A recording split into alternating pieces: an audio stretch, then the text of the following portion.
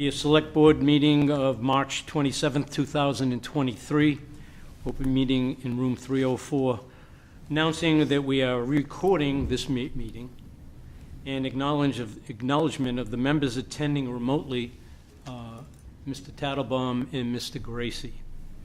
So could you please stand for the Pledge of Allegiance to the flag?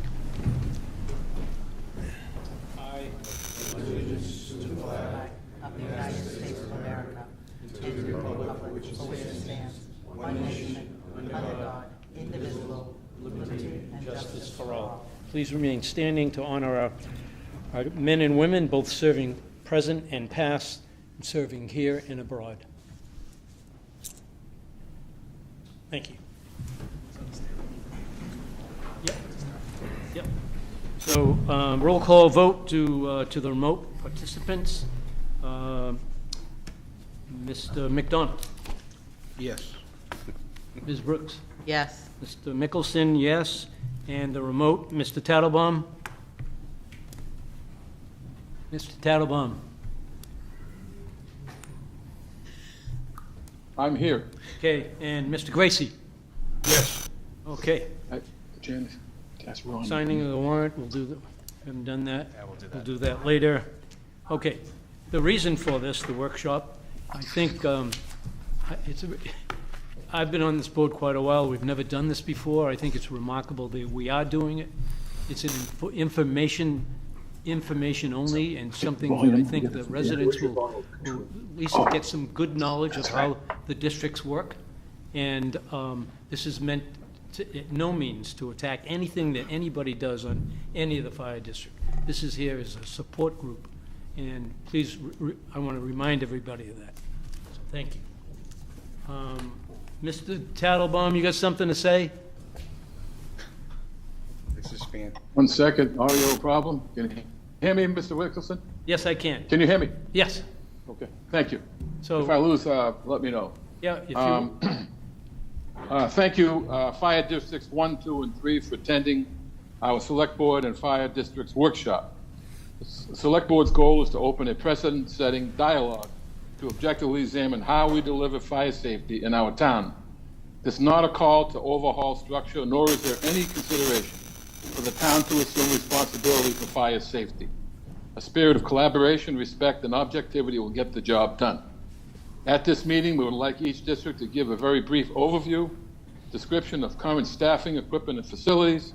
The remainder of the hour would be the focus of our priority, which would be to establish a new subcommittee charged with a town-wide analysis of current staffing, equipment inventory, existing and planned facilities upgrades, cross-district efficiencies, along with the studies of comparable towns. The subcommittee and its makeup is the focal point of this workshop. It would seem to be appropriate that at least 2 members from each fire district, a select board member, a finance committee member, the town director of finance, and possible at-large community members could make up this committee. The committee would assume official open meeting law structure, which includes but not limited to establishing a mission, schedule regular posted meetings, and a timeline to report progress and final recommendations. Thank you. thanks, Mr. Tattlebaum. So let's get started because we don't have an awful lot of time. I was going to do that, yeah. Great. And then, so I'd like to introduce yourself, if you don't mind. Chief Peter Andrade, District 1. Tim Lancaster, Assistant Chief, District 1. Stanley Betancourt, Deputy Chief, District 1. John Herron, Prudential Committee. Jules Garcia, Prudential Committees, District 3. Richard Arruda, Fire Chief, District 3. Tim Sheehan, Prudential Committee Member, Fire District 3. Eric Turcott, Fire Chief, Dartmouth District 2. Unfortunately, my Prudential Committee member was supposed to be here, but he's stuck in traffic in Providence. Okay. Unfortunately, we know how all that works. Unfortunately. Okay. So this is a brief overview of each district's general operations, staffing, equipment, and facilities. Discussion of current and future collaboration and initiatives between the town and the districts. Discuss the impacts of protecting state-owned properties, whereas fire districts receive no payment in lieu of taxes to provide the services. So who would like to go first? Chief? Hey, thank you for having us here. Dartmouth Fire District 1. As you all know, I sent you a brief overview to kind of save time, but you can follow along. We're made up of 40 on-call firefighters. They're paid for the calls they attend and details they work only. I'm the only full-time employee of the district. All our members are firefighter 1 and 2 trained. The remarkable part of our department is 80% of our members are EMTs or higher paramedics. We have obviously the Deputy Chief Betancourt, Assistant Chief Lancaster, 3 captains, 6 lieutenants. The remainder are call firefighters of our force here of 40, and 4 civilian dispatchers. We staff our station daily with 2 to 3 members, 7 days a week, 365 days a year, from 7 a.m. to 4 p.m. We rely on the complement of our local members to cover the station, run the apparatus in the evening, which to this point, for over 100 years, we haven't had an issue. The members are home and we have a very good response time. 2022, year gone past, is our busiest year on record. We responded to 564 calls for service. We assisted Stat Ambulance with 85 calls for medical service, providing critical early intervention life-saving measures. Our members are spread out throughout the whole district. If you were in need of an ambulance, you call 911, the ambulance will be coming from the fire station. Well, our members are also cast throughout the district, so you have that opportunity to have someone right down the street at your door. Your next door neighbor could be a call firefighter, it's an EMT. So it's quite a good benefit for our call fire system. Our fire prevention team is active in our schools, our daycare facilities, teaching fire safety yearly with the elementary schools. We provide our seniors through a grant, smoke detectors, CO detectors, fire safety walkthroughs of their homes, and a couple other initiatives we take on with the Council on Aging throughout the year. That grant is received yearly through our department from the state of Massachusetts and Department of Fire Services. The fire prevention team is also very busy inspecting all of our commercial buildings, nursing homes, schools throughout the year. In 2022, we performed over 50 commercial inspections, inspected all of our schools, daycares, and nursing homes 4 times throughout the year, inspected over 200 homes for CO smoke detector compliance due to the sale or transfer, and we provided permits and inspections of over 250 fuel storage, propane tank installations, oil burner, oil tank removal, and now energy storage system permits. This is all done by myself and a 3-man fire prevention team that's part-time. Moving on to equipment, we operate 2 engines and 1 frontline ladder truck. 1 reserve engine that's also a Class 5 ambulance. Has all the equipment an ambulance would have on it, except we don't transport. And 1 forestry engine. We also play an integral part in the waterways of Buzzards Bay with our 30-foot fireboat.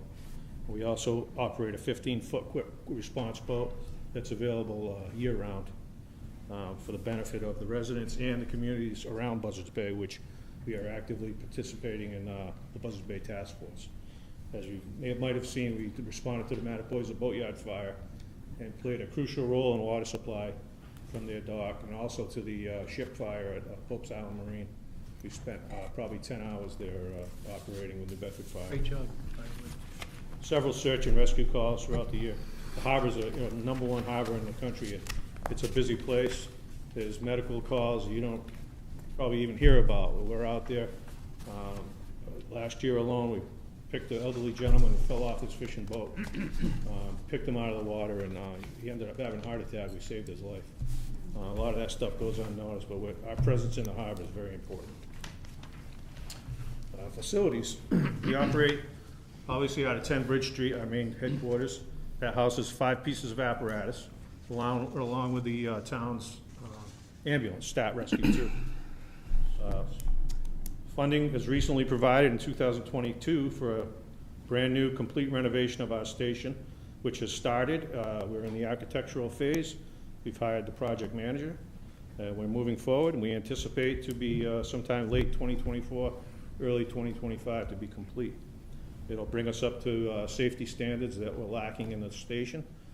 Sleeping quarters, climate vent system for safe breathing, storage, gear lockers, just a state-of-the-art facility that's going to be brought into Paid Narrow.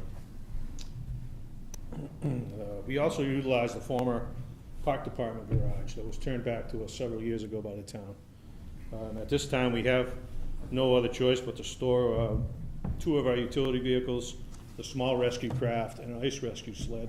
That's imperative to be close to the village area where we have a lot of people walking on the harbor and whatnot, and the ice calls. So we utilize that facility. We've also taken the actual building part and made a, I would say state-of-the-art, but quite a nifty training center out of it. For the time being, we've made good use of the facility. We've upgraded in areas. It was kind of left to us in not disrepair, but not in the greatest shape, so we've replaced some garage doors, and the plan was to move and replace some doors and windows, but outside of that facility, we store our 30-foot boat in the winter and the DEP oil spill response trailer. I just got a brief overview of our budget. There wasn't a lot to put on. I can just tell you, in fiscal year 2023, we were at $1,358,000. This year, we project to be at $1,373,000. There was some numbers getting thrown around through different meetings that were kind of 20 million and 10 million, and it just, that's the number. Been there, done that. Yeah, so 20% of our operating budget is payroll, $343,000. That pays my salary and the on-call staff for the part-time duty during the day, 7 days a week, 365 days a year, and covers the fire calls. It's quite a bargain, I gotta tell you. Talking to other chiefs in different towns, it's so our tax rate has only increased by over 10 cents in the past 10 years. We've been cognizant of that in all our decision-making. We have a ladder truck that was 22 years old. We could have went to the voters and said, it's time for a new ladder truck, like any other fire department would. We talked to the manufacturer. The truck was in great shape. We decided to refurbish the truck 2 years ago. Came in under budget at just under $250,000. The truck is total refurbishment. We've also done that with our 1987 Ford forestry truck. For under $50,000, the truck was brought back to excellent condition: brakes, suspension, tank, electrical, everything. So, the current and future collaboration initiatives, I'd see the districts right now. I think since I've come on board, we work hand in hand. We have an automatic aid agreement, so if we have a structure fire, if District 3, as soon as that radio call goes out, we don't have to call. They're coming. District 2 is coming, and vice versa. Anything during the day, it just takes that one extra step away where I got to go to my radio and say, hey, we need assistance. They're automatically coming. We don't, hands down, don't have to call. We've got that initiative going a couple of years ago, and it's proven its worth already in several fires that we've had.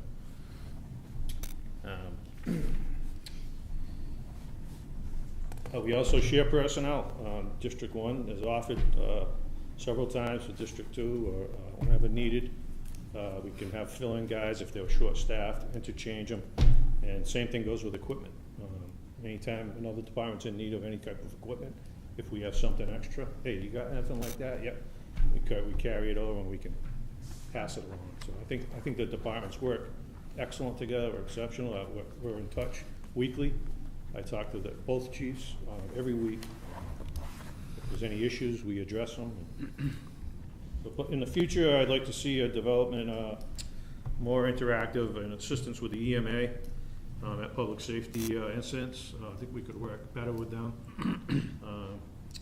Work with the town's billing department. I'd like to see a streamline in permitting. We're already like halfway there. I'd just like to see if maybe we could get that hurdle pushed over where we could have fire permits go through there and the payment and everything. That would be a bonus for the town and for the district itself. Right now, people have to still mail in a check to get a. Right.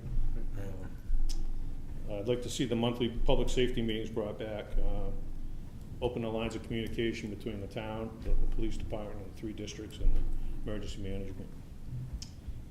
And I know the money's out there, and I know it's tight, but I figured I'd ask, but the ARPA money is, if there's a creative way we can work together before that runs out to see if the districts can benefit some way in cooperation with the town for any of that money, I'd be willing to talk. So Yeah. that's where we're at. Great presentation, really, thank you. Thank you very much. Do you want to just go through all of them, and then we can ask questions? Or do Okay. you want to individually Nope, ask we after can- they're done? All right. So, instead of asking questions after each chief presents his description of the facilities and such, we'll ask questions. And maybe somebody in the audience might also want to ask questions. So, who's up next? Who wants to go? Chief? How you doing? Thanks for having us. Chief Ruder, Dartmouth Fire District 3. District 3 is the north end of town from Allen Street North. The overview of our staffing. District 3 has 12 full-time employees, consisting of the chief, a deputy, a captain who's also the fire inspector, 8 firefighter EMTs, and an administrative assistant. And we have 30 on-call firefighters, 12 of which also work per diem shifts at our headquarters station. Our equipment, we have 4 engines, a ladder truck, a heavy rescue truck, 4,000-gallon tanker truck. We have 3 squads, which are also forestry vehicles. One is also a Class 5 non-transport licensed ambulance. We have numerous administrative vehicles, 3 administrative vehicles and a couple of spares. And we also host the Bristol County Tech Rescue Team's structural collapse truck for the regional response team. Our facilities, we have 3 fire stations. Our headquarters station was built in 1982. It's on 140 Cross Road. It was constructed in 82 and substantially renovated in 2015, where we added our sleeping quarters for our permanent personnel. We have a Station 2. It's 1140 North Hicksville Road. It was originally a schoolhouse built in the early 1900s, and it was constructed as a fire station back in 1970, and it's an all-call fire station. That station has 4 vehicles in it. Station 3 at 254 State Road was the original headquarters fire station, constructed back in 1900, and that was originally the headquarters until the new station was built on Crossroad. We maintained that station. The ambulance ran out of it for 20 years or so, and we maintained that station with an engine and a squad vehicle as well. So we provide a lot like services as District 1 does. I'll go through them anyways. Our fire prevention staff, we actually share the fire prevention safety officer with our fire safety educator. He's the same safety educator from District 1. He's an award-winning safety educator, and I know that Heidi's very familiar with him. Yes. So we have a very robust child senior safe education program. And I'll go a little bit further on. I'll talk about that a little bit more. Our fire prevention staff, our fire inspector and myself, we provide fire protection plans review, permitting, inspections, and code enforcement, and we did roughly 800 inspections last year between the 2 of us. District 3 provides a municipal fire alarm monitoring service, as District 1 does. We have 221 buildings that we monitor fire alarm and commercial buildings for. And we also provide fire investigation for fires that happen in the fire district. Our all hazards emergency response is fire suppression, of course. We do have a licensed BLS emergency medical ambulance, which also is, we call it our squad. Also is a forestry vehicle as well. We provide technical rescue and calls for public assistance. Last year we did 1,082 emergency on the emergency response side of the house. Some of the special services that we provide, smoke detector installations and address signs under our Senior Safe program in homes. Last year we reached 57 homes with those programs. We perform vehicle, child, car seat installations and safety checks, and last year we were able to do 150 car seat installations and safety checks. We provide fire watch personnel for fire safety during permanent work and public events. We provide confined space rescue standby for industrial occupancies and 2 power generation plants. one on Old Fall River Road and one at the university.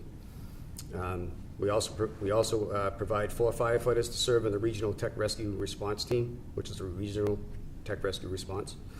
And we house a regional tech rescue vehicle and equipment at our headquarters station. I'm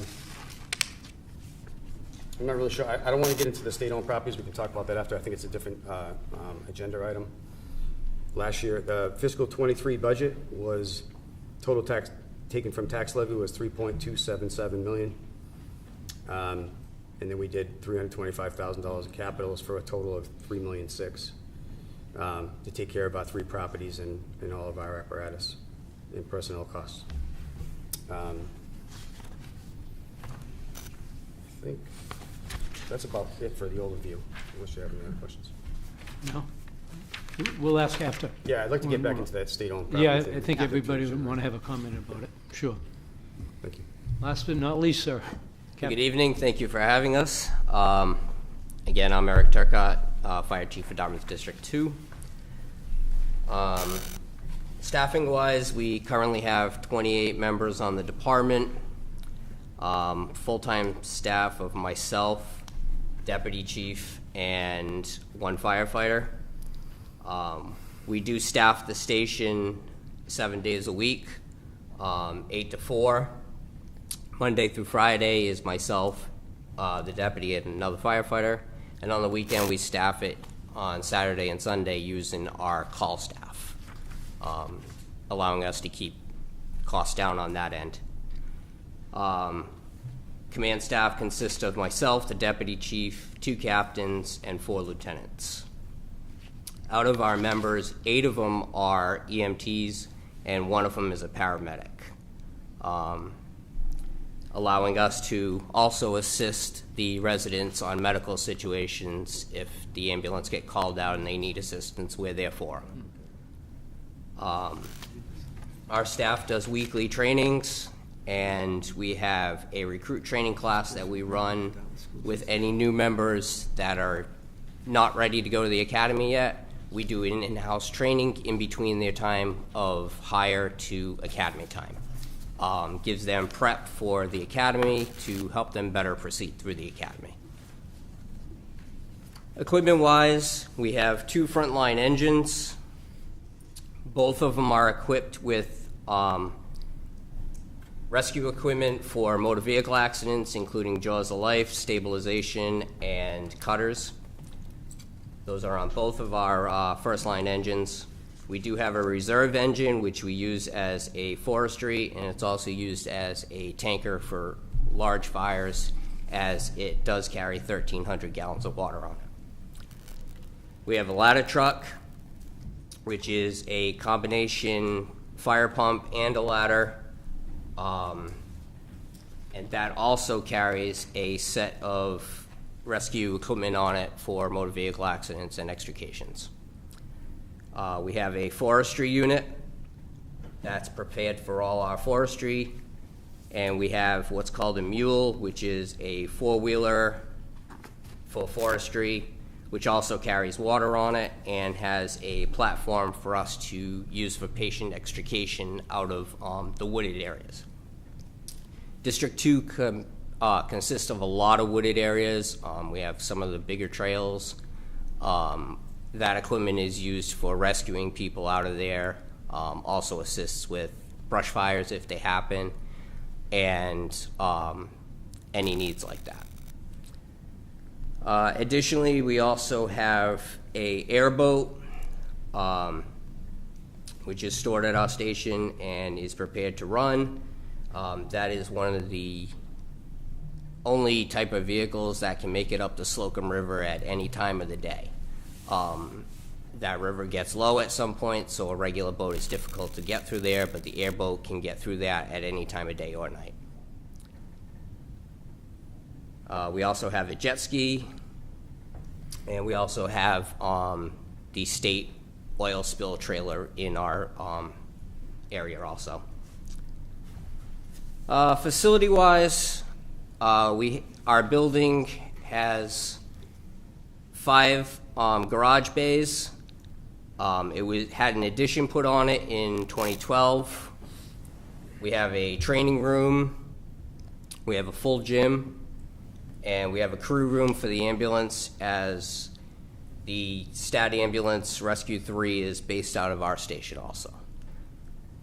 Additionally, on our property, we have a 2-story building with a basement in it that is designed to use as a training building for all type of operation trainings. We use that almost on a weekly basis to train our members. Last year we did 164 calls. We have a program for address signs for residents. We have a program for smoke detectors and COs to be installed in houses. Inspection-wise, between myself and one of the full-time firefighter, if needed, we handle all the inspections. All the residentials, there's a lot of propane in our area. We do the propane inspections, oil inspections. We have minimal commercial in our area, but we do the inspections for them also. We have the DPW, we do the inspection for that. Initiative-wise, collaboration, like they said, like the other chiefs had said, collaborations with the other public services in the district. I'd like to see that happen also, whether it be monthly, quarterly, but all the public services get together and discuss what's going on in the town. Helps us to have the insight between the other departments that we may not deal with on a daily basis. And that's pretty much all I have right now. Thank you. Thank you, guys. So I think everyone would like to discuss the state-owned properties, each of the districts. That was my agenda item. That I Oh, put I'm on. sorry. Yeah. I'll let you go first, and then we'll get the other two. As you're aware, we have in District 3, we have the University of Massachusetts Dartmouth, and obviously we have State 195, which for a number of years I've brought to the attention of the district taxpayers the burden of protecting these properties. Not only do we provide emergency services to both those facilities, the interstate, of course, for motor vehicle accidents, crashes, but at the university for all the permitting.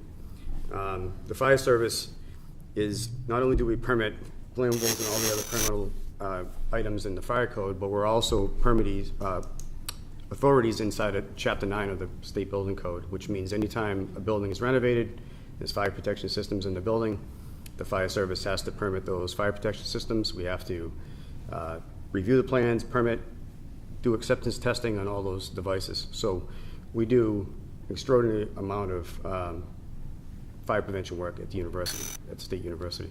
I do all that myself so that my fire inspector can concentrate on the district as a whole. It's an enormous amount of the work that I do as the fire chief just to take care of the university. And it's just outside of the emergency responses. The emergency responses are to both of those facilities alone, and not the jail. The jail obviously is also another facility that we protect. They have a proprietary central station there. We only respond there if there's a fire. We do inspect there quarterly as well, so we do have some time inspecting, but I didn't include the jail in any of these responses. Between 195 and the university is 11% of our entire response for the year. So if I just took 11% of our salaries and our vehicle maintenance alone, it's $129,000 for last year that our district taxpayers have to pay because they're tax exempt. So it's a big burden. It's a large burden on our fire district. It's been a burden for a number of years. I just want to bring it to your attention. I've talked to our state representative, and they looked into different ways to try to get the district in funding directly from the state, and there was no way to do that. I brought it to the town's attention a few times through the years. Again, I know that the town receives money in lieu of taxes. The fire district has never received any money in lieu of taxes. It is just a burden on our taxpayers, and just District 3 taxpayers alone. And as we continue to grow, because we have to grow to meet the needs of our community as our community grows and District 3 continues to grow, all we can do is continue to tax the residents to pay for these expenses. So I just wanted to have a conversation about those state-owned properties. Chief, how many hours do you think you put into that?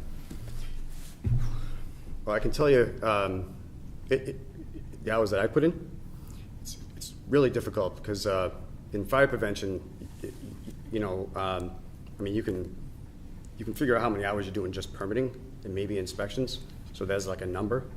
But in plans review, dealing with architect and engineers and reviewing plans and doing acceptance tested, I can tell you for sure that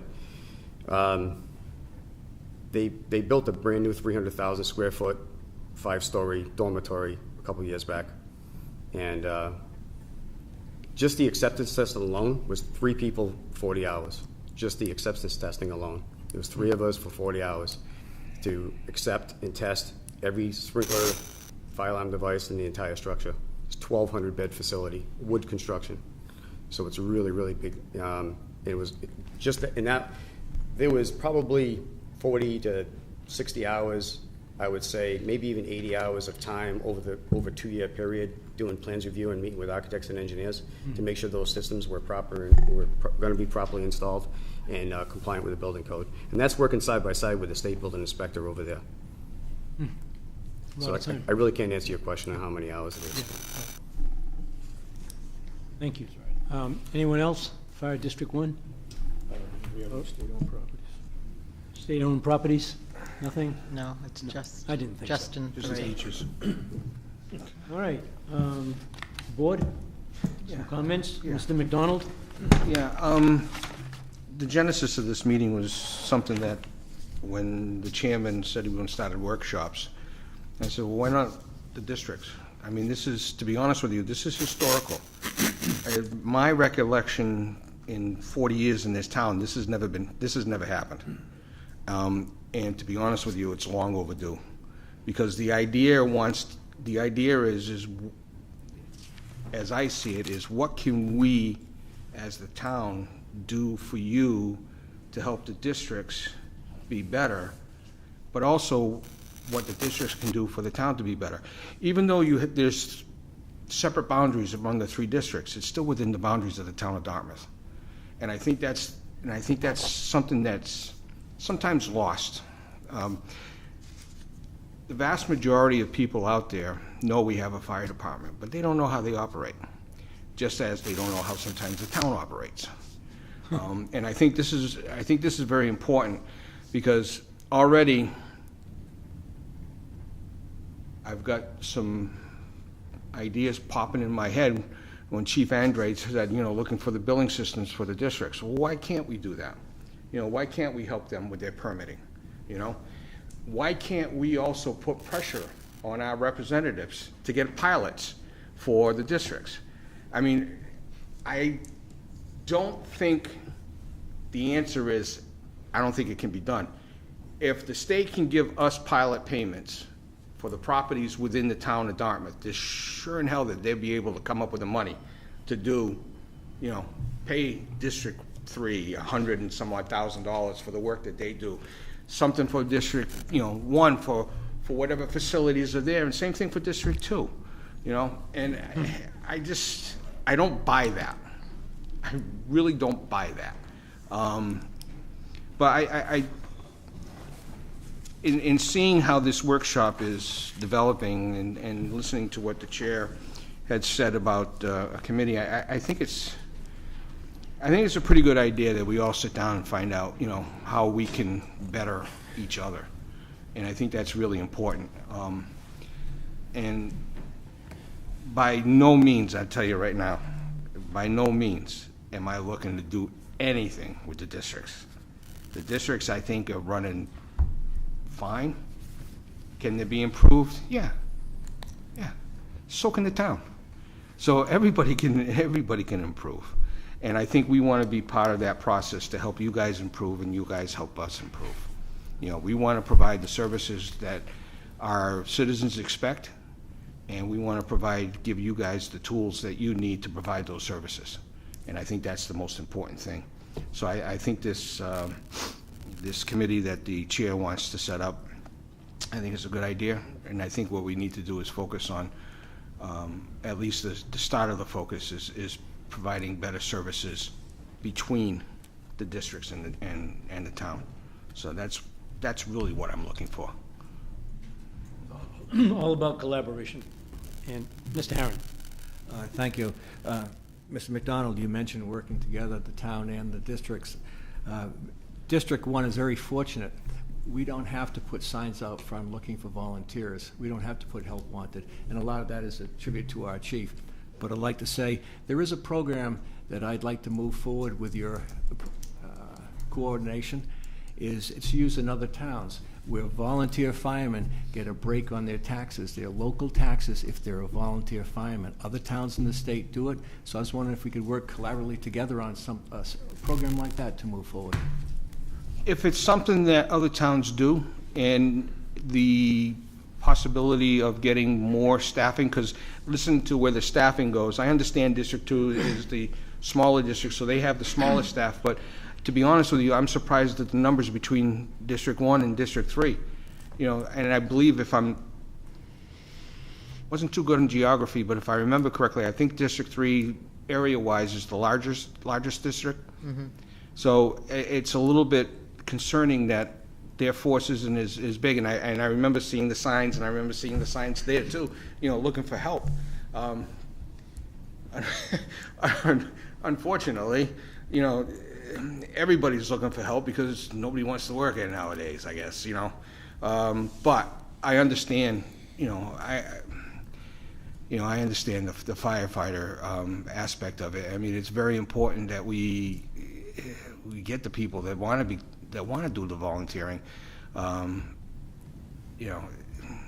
Growing up in District 3, I see the guys that have gone through over the years, and right now I can tell you right now, if I could tell you who's a firefighter in District 3, the chief. That's it. And hanging in the village, I knew some of the old timers. Your dad, your uncle, those guys, Joe Allman, those guys. So I think I've had a disconnect with the districts because I haven't been really paying attention, and that's my fault. And I should be paying more attention to especially my district, knowing who my firefighters are. That's my fault, and I think this is something that I want to get back into, because we should know who our firefighters are. We know who our cops are, for the most part, except for the new guys. But for the most part, we should know who our firefighters are. We should know who our prudential people are. We should know who the people who run the districts. And one of the district meetings, district annual meetings sometimes, and I've been to quite a few, sometimes they're not the well-attended ones. But something, that has to change. You should own your district. You should own your people in the district. You should, do as much as you can to reach out. And then sometimes there are district meetings where you do have a lot of people, but usually for one or two issues that have come up, not on general. And I think that's very important. And I think that's where we as a town can help you guys, and you can help us. And that's what I'm really looking for. And that's something to look into, Mr. Herron. I'll look into it for us. Yeah. I appreciate that. We don't have a lot of time, so Mrs. Brooks. I just wanted to thank certainly not only the table for coming in, but all your, I'm assuming, other support staff behind you. One thing I wanted to know is, what is the cost of sending a firefighter to the academy? No cost? No charge from the state. Oh, excellent. Obviously, different districts have different policies, but we don't. We give them a stipend of $1,000 once they complete their training. And they're not paid by the hour to be there. Well, I certainly have seen the signs as I travel on Route 6, and I think there's a misnomer. Although we call them volunteer firefighters, they are paid a stipend when they go to a call. Yeah, just to clarify, there's never been volunteer firefighters in Dartmouth. They've always been paid by the hour. respond like volunteers, and they usually volunteer a lot of their time for training, I guess if that's what you want to call the volunteer side. Yeah. And really, the fire academy, as the chief spoke, it's free to the Commonwealth, for fire departments of Commonwealth. And we have to supply them fire gear and, transportation and books and stuff like that. But the problem with it is that it's a lot of hours involved, it's a lot of time involved, and most people that have regular jobs have difficult trying to make those two things meet. I'm sure. Putting that all together is tough. Yeah, our recruitment's been down for the last 10 years. It's been very difficult. And it's historically been a family affair. Yeah, and the families that I know from District 3, it's grandfathers that were firefighters and fathers. If you want another firefighter, you just had a baby, right? So it's kind of how it worked out. Yeah. But those days are over. And within the last few years, we had to start putting signs up. And we never had to before. Crazy. And we put signs up, and we're not getting people coming through the door still. We travel everywhere, we see the same thing. Yeah. Well, what I'm hoping is by having this, and of course it's being recorded and will be televised, maybe there are families out there that are not aware that there is a need, that there is a paid portion if you attend a call fire. But if we can get these firefighters, men and women, young before they have that career in a 40-hour work week, I'm thinking, some of our police officers that are coming through before they go to the academy, they've gone through and they've gotten their bachelor's degree and now they're working somewhere. But a firefighter can do the academy right out of high school. Yeah. Between junior and senior year, as long as they have a license. Yeah, I'm involved with the Protective Services Program at New Bedford Volk, and we're trying to look at just that, some sort of a feeding program through their system. It's kind of geared towards criminal justice more, but we're working with them right now to try to maybe create a feeder for the fire service. Well, I'm hoping we can work with Dartmouth High School as well, because I'm certain that there are students there that need some guidance and direction, and the work that the weekly trainings that you're talking about, that camaraderie.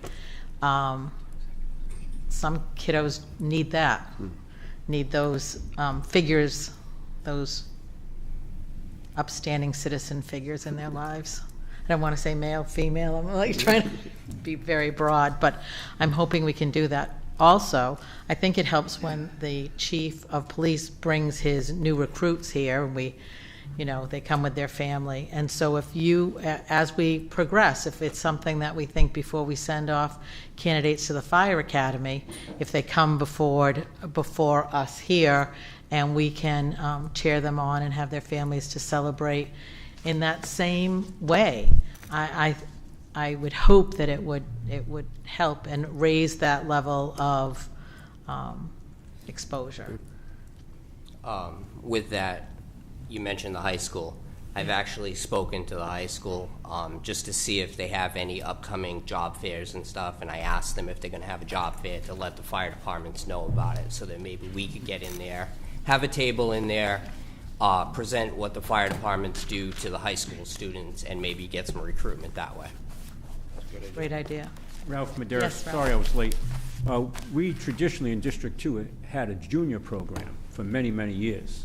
It wasn't until we brought it back online now. The previous chief, the contractor chief, had dropped the program, which I was always against, because my son attended that program under Chief Manley going way back, and he's a firefighter in New Bedford now, and Nino Moralia, the lieutenant, all in my neighborhood, who are all through our District 2 became full-time firefighters.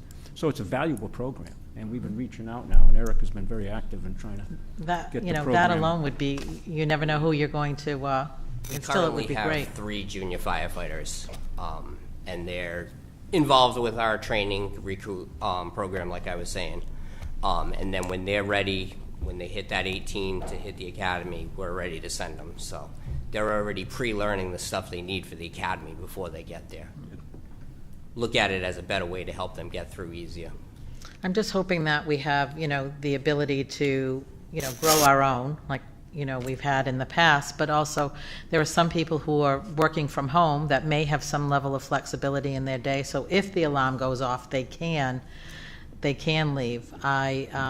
grew up down the street from Fire District 1 and remember the bells and whistles going off and seeing everybody running from Concordia to the trucks. So, and then my work life was up near District 3, and I knew the parents that were involved because if ever we had an alarm at Potter School, we had a number of parents that came, firefighters and police officers that arrived with right with the engine, so we knew we were safe. So I thank all of you. And you're right, the only time we see you is the Memorial Day Parade, is when we see all of you. Well, that'll And the change. Firefighters Parade the following week for those of us that go out and But that should change, cheer. given Yes. this type of a meeting, it should go on. Mr. Chairman, Yes. or Vice Chairman, I'm not sure. With regard to the committee makeup, you really haven't discussed that other than what I heard Mr. Tattlebaum mention earlier. And how would that makeup occur, and what involvement would that take to get that done?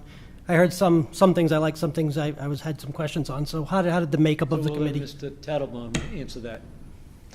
David? Dave, turn on You're your on volume. mute. Turn your Really? volume on. Oh, boy. There you go. Can you hear me now? Yeah. Yes. Is that okay? Yep. Okay, sorry. Tim, that was merely a suggestion. What I was just going to say was that I think it's a proud moment for town because people don't even realize the kind of quality and leadership we have in the fire department straight through. And I think this can take on a life of its own once we sit and go together. I am thinking that possibly with the town administrator, a couple of our help, we put together in one of our next meetings, maybe a proposed committee makeup, and we then discuss it and we can post it so people will know what it is. This is no preconceived, to me, a committee whatsoever. But to me, I would like to, we can end this meeting by saying that we want to and we support this subcommittee, and then we can go ahead and schedule out the meeting and its structure and its schedule and in its basic mission statement. Thank you, Mr. Tattlebaum. I just want to make sure that the district elected representatives are represented on this committee. Well, to tell you the truth, that would be the first message if we didn't do that we don't know what we're doing. Because all it would do is get you all ticked off at us, and I wouldn't blame it. If we can't collaborate and do it right, then we'd have no business doing this. That's a wise statement, Mr. Tattlebaum. Thank you. Because you had mentioned the finance committee, and obviously the district has their own finance representatives that are elected, whereas the finance committee in the town is appointed by the moderator. So I think we just need to remember that we have almost 3 little separate towns, and they all need to be represented equally if you're going to have such a committee, and so forth. So, all right, thank you. Yeah, I think Great. as far as Thanks that for that, committee Tim. goes, I think at least at least one member of the Prudential Committee from each district, one member of the command staff, that way there's a balance there. As far as, membership of the town finance committee, I don't think so. I think this should be just strictly town, town district thing, because technically we're not really going to be talking finances. We're going to be talking how, right. So I think that's very important. So at least, we'll discuss the makeup of it, but we'll make sure that it's going to be balanced. But beyond that committee, which Dave mentioned, the collaboration with all public services. So That's a how different can we- story. That's That a I think we different. should get going on And we that need as to far move as on possible. that. So that's fire, police, EMS, Yep. and That's stat later, I ambulance. think. Yeah. We have a safety committee meeting that kind of fell by the wayside through COVID, so I have a note, we'll put that back Yep. together. And Get it that's back all together. the Fire safety and emergency management, we would meet Keep it quick in Okay. closing. Yeah. That's why I put quarterly. This is a very large town, and the demographics are so different between the 3 districts. With industrial, commercial, mixed use, I can't even imagine being the chief, and I have a lot of respect for Chief Aruda, being over there in the years he's put in over there. Our district is light commercial, schools. We have a heavy population of neighborhoods, and that affords us the opportunity to have those call firefighters. So that's why we have 40. We've had 50 at times, but we have 40 active members, and that's part of the reason. And you understand, because he just doesn't have those kind of neighborhoods where we have a lot of career firefighters that work in towns elsewhere or cities that are home for 4 days a week. or they work on ambulances, do their 24-hour shifts, and they're at our disposal. But to have a call firefighter, to ask him to be able to respond to Cross Road for a car accident from Smith Neck Road is like, it just, the three districts that's the way it kind of, with a call fire department, that's kind of the way it works in retrospect to the other two districts, so. So it works well. I just want people, if you're gonna be on a committee, they need to understand the makeup of the fire Right, service. right, and Absolutely. all three are separate amongst themselves. People that serve on, and all three departments, it's morale, it's a lot of pride, and a sense of team, so you gotta be delicate with that, and I just caution that. So I have the safety committee, which Mr. McGinnis is looking at. Also, the building department regarding the fire permitting. So we'll make sure that happens. And third, talking to the state, and so that's going to be involving with our state reps and state senator. And we'll pursue that to look at what kind of assistance can we give for the UMass Dartmouth, the jail, the 195 corridor. Whatever support you need on a job fair, I love it, and junior firefighter program, that's great. And then we'll figure out what Mr. Tattlebaum's committee. So those are the things that I took my notes on. Mr. Gracie, anything to add? Oh, Dave has something. No, I'm good. David, 1 second. Mr. Gracie. Sorry, excuse me. I'm good, Stan. Okay, thank you, sir. Mr. Tattlebaum.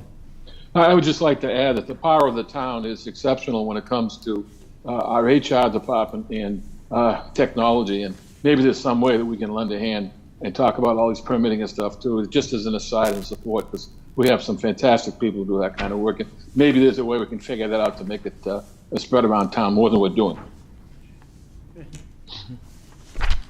So anything else from any of the chiefs or participants?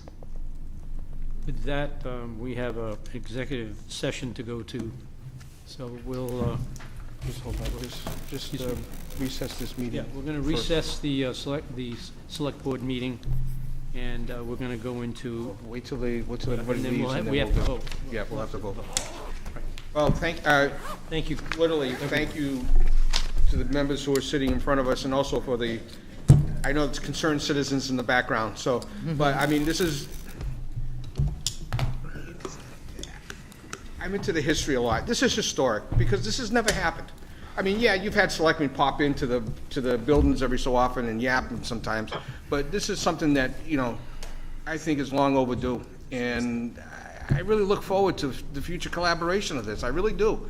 I think this is very exciting, and I think it's only going to benefit the citizens of this town. It really is. So, plus the fact that, it's nice to see firefighters after I learned that my grandfather was a firefighter in New Bedford and drove the last horse-driven fire wagon in the city.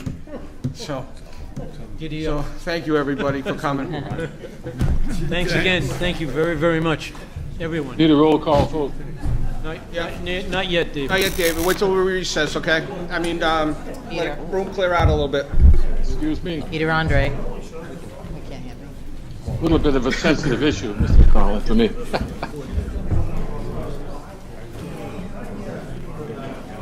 Can we do this, what? Go into executive session, gonna kind of read what we're going into. Not here. You're in? No. Just to say, make a motion that we go into executive session to discuss the following. That's what it is. Discuss what? I'm not gonna. Discuss collective bargaining. The assistant town. I got it here. I'll make it in the motion. All right.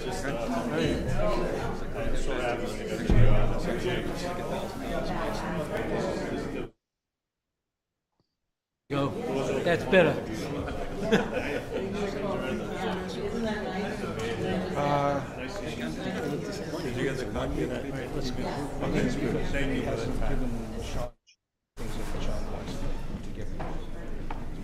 All right. Okay. Sorry about that. So, all right. Yeah. That's We're gonna convene to in our. Sean. So we're going to convene into executive session pursuant to Mass General Law, Chapter 30A, Section 21.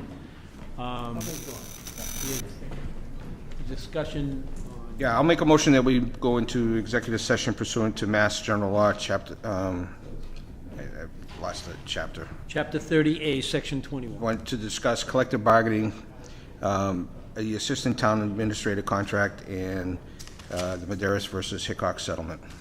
And we I need- will second that. Okay, we have a motion and a second. All those in, we can't do that. No. Mr. McDonald? Yes. Mr. Tattlebaum? Yes. Mr. Gracie? Yes. Mrs. Brooks? Yes. Mr. Mickelson, yes. So we will go into executive session.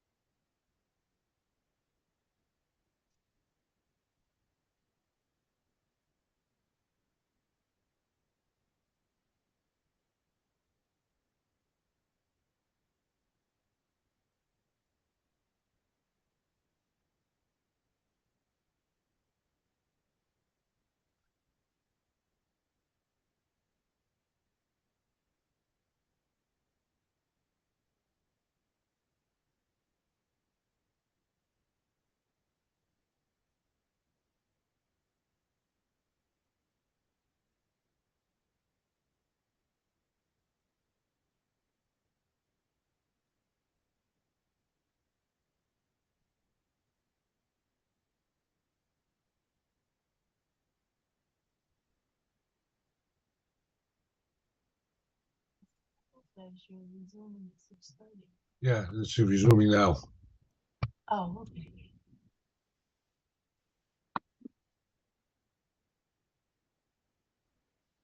Back to my seat now.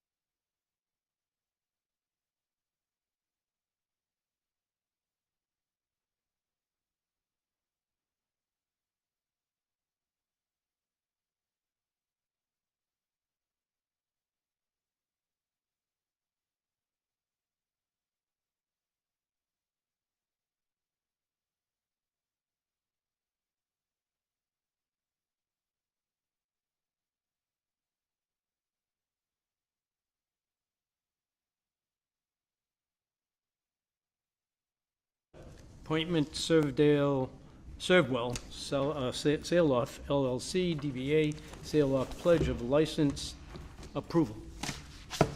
How you doing? Good evening, Mr. Chair and Select Board members. This is actually a You identify pledge. yourself? Oh, my name, for the record, Michael Kehoe, 128 Union Street, New Bedford, Mass. Thank I'm you. here on behalf of Servdwell Sale Loft. This is actually a pledge of an existing license. So Sale Loft has a license. They received that license, I believe, 2022. There was a finance, I wouldn't even call it a refinance, but a finance that occurred late last year. It had to go through SBA as well. That took a while. And unfortunately, it took even longer for me to get the pledge from a closing attorney. So once I had the pledge, I filed for the pledge of the liquor license for the lender, primarily SBA. There's no change in the operations. It was just a way for the owner to get additional funds for the work that had already been performed at site. Uh-huh. Okay. Any questions from the board? No. Motion to approve. Seconded. We have a motion to approve and a second. Mr. McDonald? Yes. Mrs. Brooks? Yes. Mr. Gracie? Yes. And the chair votes yes. Thank you very Motion much. approved. Appreciate it. Thank- Have a thank good you. evening. Yeah. Okay. Next up, new business. Dartmouth Housing Authority Tenant Board Member Appointment, Lori Logan. Hi, Lori. I'm not Lori, I'm Robin Oh, D'Souza. sorry. Oh. Okay. I'm the director of the Housing Authority. Ms. Logan couldn't make it today. Oh, okay. So, pleasure of the board. All right. I think we had a question. Okay, who are you again? I'm sorry. I'm the director of the Dartmouth Housing Authority. Okay. I thought that was, is your name Robbie? I'm Robbie. Okay. Right. All right. My parents thought it was cute at the time. Okay. All right. Boy named Sue. Okay, I got it. The other lady. All right, I got it. It's just, the only reason why is the housing authority in the town is kind of working in a vacuum a little bit because it's not a town agency. So there's some there's a little bit of a disconnect as far as knowing who the people. I didn't even know Connie had retired. She just retired in July. Okay, I still didn't know. Okay, and I don't think right any of now, us knew. I mean, we're talking Pardon? 9 months now, and we didn't know. So this is, and all of a sudden I see, wait a minute, when did this person become executive director? I thought it was. So there's a disconnect here. So Understand. I mean, if anything at all, I know we don't have to talk because it's but let's talk. Definitely. Okay, let's talk. Absolutely. So that this doesn't happen again. No worries. Okay, terrific. I have no problem with Ms. Logan being tenant rep, so I make a motion that we approve it. I'll second that. Oh, thank you, Frank. We have a second by Frank. So we need to vote on the motion. Mr. McDonald? Yes. Mrs. Brooks? Yes. Mr. Gracie? Yes. Mr. Mickelson, yes. Approved. Thank you. Yeah, no, I know that. I have to, board needs to vote on each lot individually, right? So you wanted just to go over this? Somebody should be here. About the 60, you might have to announce what it is. Oh, so this is 61A-29 Morton Avenue, lots 1 through 6. Is there someone here to represent that? No? So what do we do here now? We can continue it. There should be somebody here. I would think. Maybe we can just take it out of order if somebody else. Let's just put it aside, All move right, on to the all next right. item, and then Just- Go to the next item. if they don't Yep. show up, Yeah, then right, we'll and make if a they don't, we'll continuance. just postpone it. All right, Serped Master Plan presentation. She's ready. Yes, so Helen Zinkevich from She's Serped back- is here she's to give back a again. presentation. I'm back again, so soon. Yes. Good evening. Do you need time to set up? It should be warming up right now. I say if you want to take maybe the library out of order. Yeah, well, she sets All up, right, that'd be yep. great. So we've got a library vacancy and charter change to go from 6 to 5 members. Trustees update. Stanley? Okay. Greetings. Stan Belusiak from the Library Trustees. Since we last met here a couple of weeks ago, the trustees did meet and there were questions raised. And I had mentioned, Sean, that you said you had no idea why the number had been chosen. And state law does say multiples of 3, unless it's overridden by a town charter. So I made some calls to MBLC and exchanged some emails with them. And so they explained to me that they like the idea of having a third of the trustees up for election every year, rather than 2 and 1. And they also mention in the trustee handbook that no trustee, no matter how good they are at it, should plan on being around forever. And they like to apparently get some churn in it. So the other point is, again, in the trustee handbook, they strongly advise about being very careful about changes in the charter because of what it can, it can open up some real upheavals. And I think we've been lucky. We've had pretty good support from people in the town about the libraries. And it's not the case everywhere. Some places they have some real problems. And I did some further digging, both covering the libraries and sales. There are 40 of them, and 369 statewide. And about a third of them have 6 members. and everybody seems to be able to do okay with that. Of course, we don't have any authority over the town charter.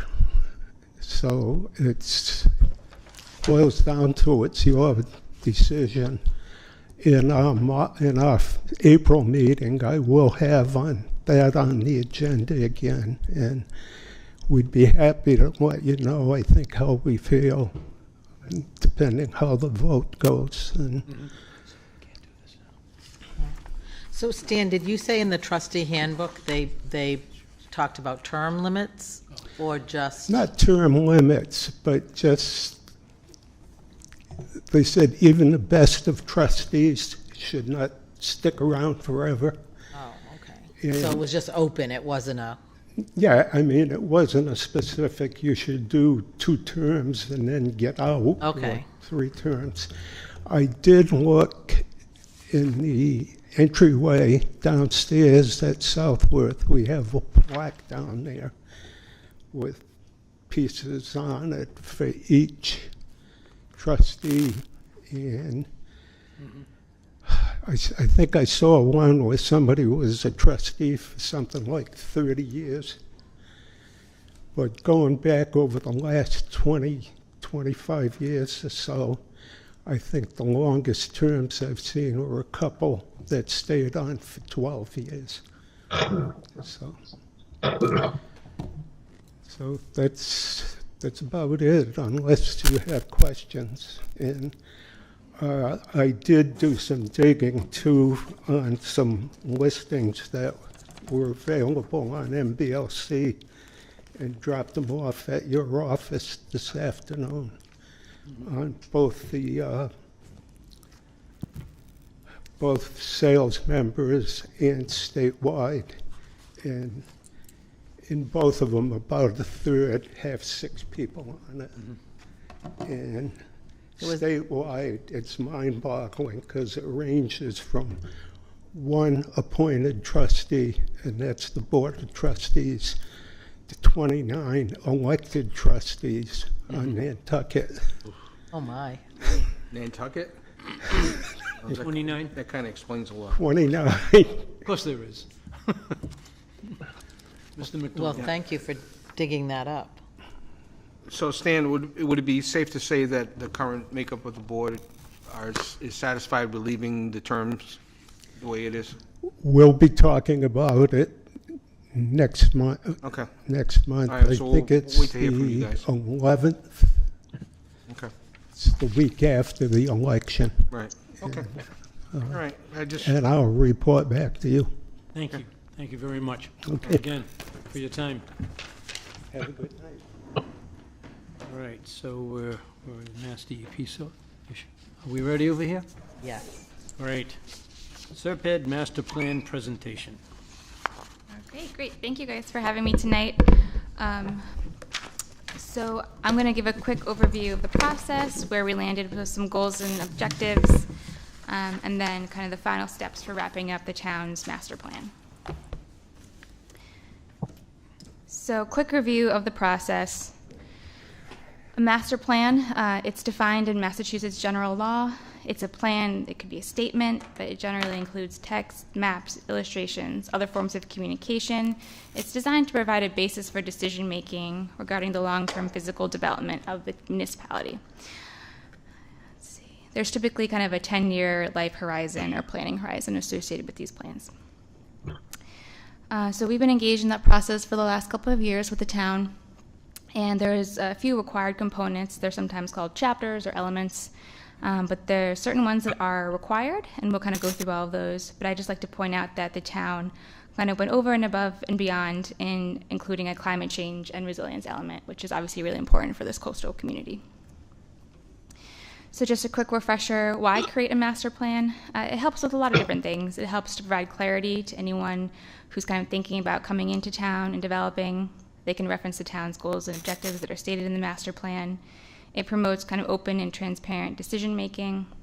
helps to set priorities for maintaining infrastructure and public facilities. It helps to set similar priorities for protecting environmental resources. And then, of course, it's a discussion of kind of community character, community visioning that helps to strengthen local identity. There's kind of two main pillars of the planning process. There's kind of information and data gathering, and this is data from many different sources. A lot of it's spatial, so maps and different things produced by Mass GIS, but it helps to kind of connect and kind of show the town through different dimensions. And then, of course, there's community-driven goals. So these are the things that we hear from residents at different outlets and opportunities throughout the planning process about what they want this town to look like in 10 years. What's their vision for an ideal Dartmouth? So in this process, for this particular town master plan, we had 5 public workshops. Some of those were online because we transitioned to an online platform during COVID. We tabled at some town events. We had a website and Facebook presence. There were kind of comment cards available at various outlets. And then, of course, we looked at existing plans because there's a lot of planning work kind of going on in concert. And we wanted to make sure that things like the town's municipal vulnerability preparedness plan and hazard mitigation plan and just different various plans align with this particular document. At our first meeting, we kind of went around the room and we asked people, well, what's your favorite thing about living in Dartmouth? And you can see we have a word cloud here that represents what those responses kind of highlighted. Definitely nature, the quality schools, the characteristic of being near the water and being able to access beautiful spaces outdoors, particularly the coast, as well as Dartmouth's agricultural tradition. So the master plan goals and strategies that resulted out of this long planning process, which it shrunk down to a couple minutes there, but it was a lengthy, years-long process. So the first couple chapters are kind of just a summary of the demographic data and the town's vision, and that's why we're starting here with chapter 4. So for each of these, I'm going to go through the overarching goals that were developed, and then the number that you see in parentheses here is the number of associated action items. And then just to give you a sample, of course, like many of these plans, there are many, many, many action items, but for each chapter, I'll show kind of an example of some representative strategies that are in the plan. So for chapter 4 on land use, a lot of this is controlled through zoning, and kind of it's these big picture zoning and land preservation tools that sometimes we think about when we're talking about land use, but of course there's so many different types of land use that it has implications from everything for residences through commercial entities and beyond. So for chapter 4 land use, the main goals are to zone specific areas of town for medium density housing, and these options should expand access to new families and seniors. Something that we found was that 75% of the town is zoned Residence B, so that's a 8,000 square foot lot that can be kind of prohibitively expensive to new families and seniors. So having this action oriented specifically toward their needs might expand the options available in town. You want to pursue mixed-use redevelopment projects, especially kind of along Route 6 and in the village areas. So these are projects that combine a housing element along with a commercial element, and a lot of times these uses can really kind of provide the convenience of daily living while also providing more housing. There's a goal to institute more low-impact development regulations. So these are really land development strategies that incorporate nature-based systems into site design to maintain natural process functions. So having less impervious surface, requiring on-site stormwater infiltration. So it's like having development, but how can it be at least impactful on natural spaces as possible? And then goal 4 is to support the inherent resilience of land through targeted preservation and restoration projects. So the key word there is really targeted. Some land has more inherent resilience value than others, and we will get into that a little bit more in the climate and resilience chapter. But it's to preserve the history and character of Dartmouth along with things that support that inherent land resilience. And then number 5, so plan in terms of connected landscapes with a balance of uses. So when making zoning changes, for example, planning for new residential areas, consider different types of land uses that complement this, like transportation, like different kinds of infrastructure like water and sewer. We want these landscapes to be kind of connected and balanced. So 3 representative land use strategies from this chapter. One is to rezone or establish overlay zones that permit medium density housing in village type settings. In this case, particular outside of the Route 6 corridor to kind of create those more opportunities in other parts of town. Route 6 has already been pretty heavily utilized. Number 2, complete a review and implement components of the 2015 Reimagining the Dartmouth Retail Corridor study. So this was a previous study that examined possible futures for commercial sites along Route 6. It might be a good time to look at that again and start from some of those recommendations. And then the 3rd, when zoning for new housing, plan these changes alongside sidewalk improvements, park enhancements, and other community features that are accessible without a motor vehicle. So really, once people are situated in a residential area, allow them the ability to kind of pursue their daily life without necessarily having to get into a car. Chapter 5, housing. The 5 goals here. The first one is to diversify Dartmouth's housing stock. We spoke about that a little bit a couple slides ago, but just some other stats to keep in mind, that the average household size is staying pretty steady at about 2.5 persons per household. It was 2.6 before, but the number of people living alone increased quite dramatically from 2000, about 20%. So you're having more people kind of living alone, and kind of the same single-family housing structure might not be as attractive to these new types of households and their kind of household structure. So of Dartmouth's 12,645 units, about 82% are single-family. So diversifying Dartmouth's housing stock would continue to address that. Number 2, ensure adequate affordable housing for low and moderate income households. This is a particular challenge in town. The town does have a 2018 housing production plan that discusses some strategies for including more low and moderate income households. But just, to know that things such as the Housing Choice Program, but the median asking price in 2022 in a quick sample that we took was about, over $600,000. So that's it's inaccessible to those households requiring with less income. So number 3 would be to expand the role of redevelopment in reimagining underutilized properties. So these actions would include things like infill development, where you look at specific parcels that are underutilized in already developed areas like the Route 6 corridor, undertake a vacant property survey, and try to reutilize those underutilized properties through redevelopment rather than the creation of necessarily new development. Number 4, the 4th goal is to coordinate new housing development with the growth and expansion of multimodal transportation networks and other town infrastructure. So that ties back to the land use goal in the previous section. One great thing that the town can do is to implement its complete streets plan, which kind of discusses specific areas where infrastructure could be expanded to include more access for cyclists and pedestrians. And then number 5, pursue housing development that has the least impact on Dartmouth's outstanding natural resources.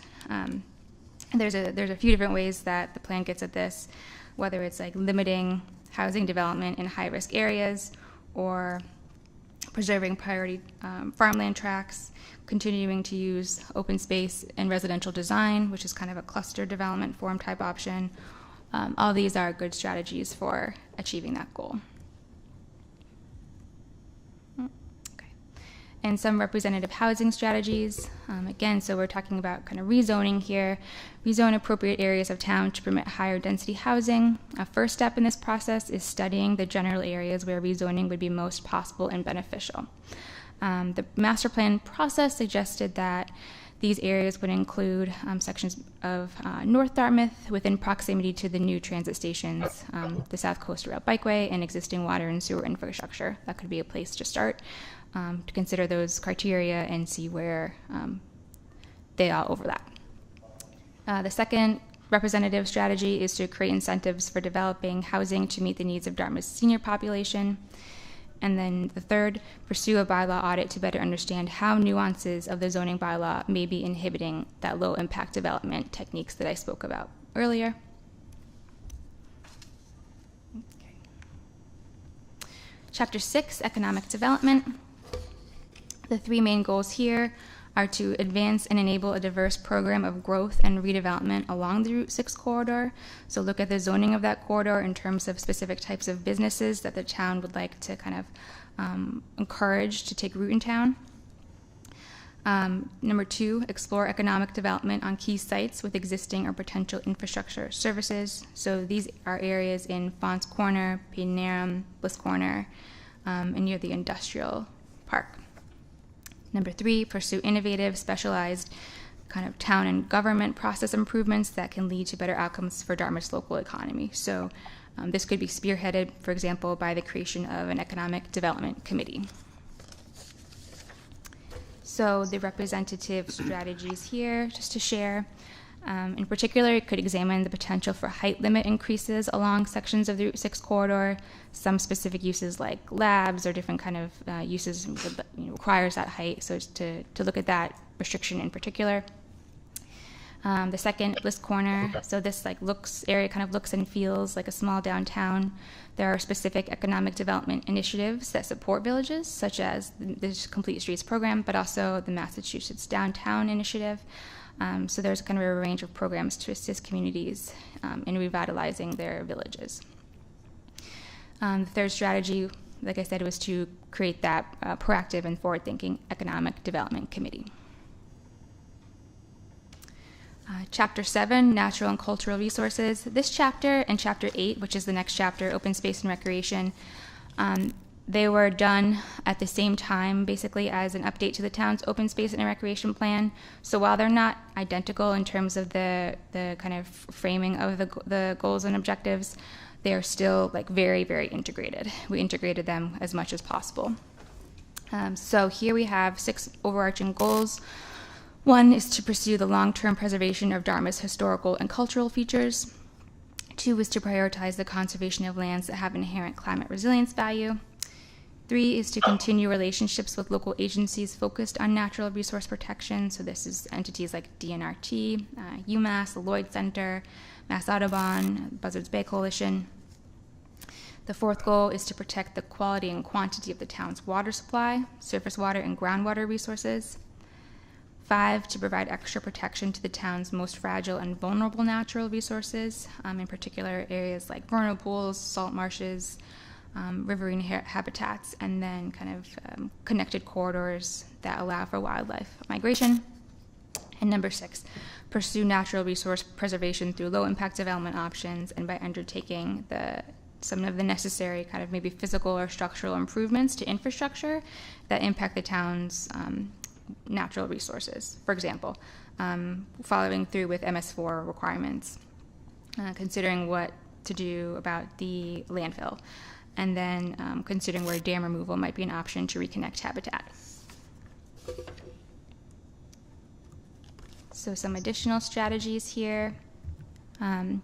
For natural and cultural resources, 1 is to support the efforts of the Agricultural Commission to identify farmland on the cusp of being slated for development and to create a proactive plan for preserving farms that are especially valued by the community. There are a few specific areas identified in the open space and recreation plan. Number 2, prioritize the protection of Dartmouth's aquifers against pollution and overpumping. Ensure consistent, adequate water supply. It's more essential than ever, given increased drought periods. And another one related to that is to look for alternate sources as well. And number 3, preserve additional areas adjacent to Destruction Brook Woods that would fill in missing links along a cohesive greenway corridor in that area of town. Open space and recreation. The general goals here are to provide decision makers with effective policies and tools to protect and enhance qualities that support open space and recreation within the town. To focus on public education, make sure that people know what is currently available in Dartmouth and highlight those existing opportunities. Number 3 is to conserve and protect the unique agricultural, coastal, rural, and scenic qualities that give Dartmouth its characteristic. So kind of a general support for the farming community, but also some specific goals around enhanced enforcement of the scenic road bylaw, and some recommendations related to water access. Number 4, provide a range of active and passive recreational facilities and programs that address the needs of all Dartmouth residents. This one has kind of like a whole A to Z, 26 recommendations in this category. So there's very specific things about more canoe and kayak put-ins, additional softball fields, additional pickleball courts. So this one gets pretty specific about the types of activities Dartmouth residents would like to see more of in town. And then number 5, manage and channel growth and infrastructure in a manner that retains the character of the town and its natural and cultural historic assets, and also promotes recreation. And this goal has a lot of actions related to, for example, bike infrastructure. Some more representative open space and recreation strategies. As needed and feasible, hire additional support staff in key departments related to open space and recreation to ensure that adequate staffing capacity for management. Like I referenced before, there's kind of these specific areas for exploring more canoe and kayak put-ins, especially along the Pascomanset River and the Little River. And also serving those access points with supportive infrastructure like parking. And then 3, assess the current distribution of playgrounds throughout town and take steps to provide playgrounds within walking distance to more Dartmouth residents, and especially this is an important recommendation in Dartmouth's more urbanized areas. And there's already delineation of that geography through the census and their defined urbanized areas. For Chapter 9, services and facilities, 3 main goals here. First is to maintain service levels while accommodating growth, to define those upcoming capital needs, and then remember that this chapter is also about services as well. So that gets into having adequate staffing capacity. Number 2, promote long-term planning among all departments. And 3, maintain efficient, well-managed, environmentally sound drinking water and wastewater services. The representative strategies here include there might be a need for specific infrastructure, like a new town hall or an expansion to the Council on Aging building, and then any additional outbuildings needed for the DPW. Also, a permanent office for the harbor master. Those are some potentially upcoming needs for facilities. Number 2, work with police and fire officials to address public safety issues like mental health, overdoses, and homelessness. And then number 3, continue to explore tie-in to the Fall River water supply system as a backup and for pricing flexibility. All right, Chapter 10, our second to last chapter here. 3 main goals. First is to advance and expand upon the existing complete streets work and pursue ADA-related planning to improve the bicycle and pedestrian network in Dartmouth. Especially kind of completing the South Coast Bikeway, which underwent a recent study, considering a specialized bicycle and pedestrian plan for the town, in addition to keeping up with complete streets projects. Number 2 would be to prioritize improvements, planning, and enforcement that increase multimodal safety and reliability for Dartmouth residents and businesses. So this would be to, for example, explore cross-town connections. Right now, kind of east-west movement through town can be challenging. And to kind of use tools offered by Mass DOT, such as road safety audits. Number 3, build on existing relationships and related planning to advance equity and resilience in the transportation system. So let's see some additional representative recommendations here. One is to create, like I said, that long-term plan for bicycle and pedestrian infrastructure for the town with a specialized bike and ped plan. 2, to create and enable a traffic safety committee to address local automotive safety issues. And 3, to prepare for federal and state policies that incentivize the purchase of electric-powered vehicles by 2035. And that would include the installation of more electric vehicle charging stations throughout Dartmouth. And finally, climate change and resilience.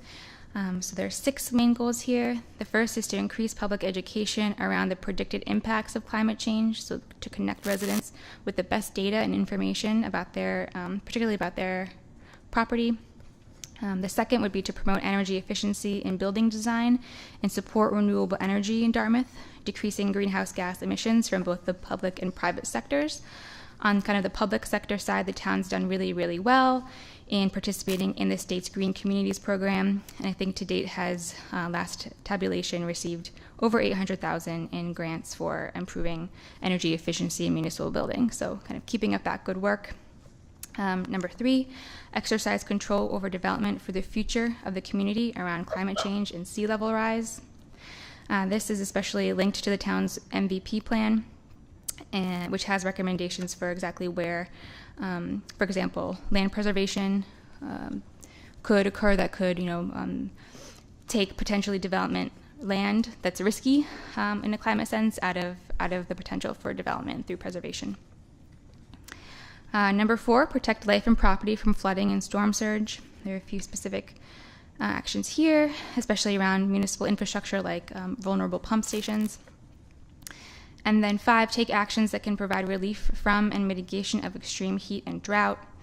These are kind of, especially heat in kind of, it might vary across Dartmouth's landscape. More urbanized areas are at more risk of kind of extreme heat and heat island effects. So considering cooling shelter capacities in those areas of town, additional tree planting, and similar efforts. And then number 6, evaluate the socioeconomic sectors of town in light of climate change disruption. So how are some of Dartmouth's unique industries like the maritime industry or agriculture going to be affected by climate change? Additional representative strategies include, so I mentioned the Green Communities program and how great the town has been doing. There's now kind of beyond energy reduction planning, there is net zero planning, so trying to make sure the town has net zero greenhouse gas emissions by a particular date. A lot of times it's 2050. Number 2, implement the MVP plan top recommendation to acquire key parcels for land conservation and restoration, especially in the areas of Nookwachoke Lake floodplain, Buttonwood Brook watershed, and the Pascomanzit River watershed. And then number 3, reevaluate key components of the town's emergency evacuation procedures.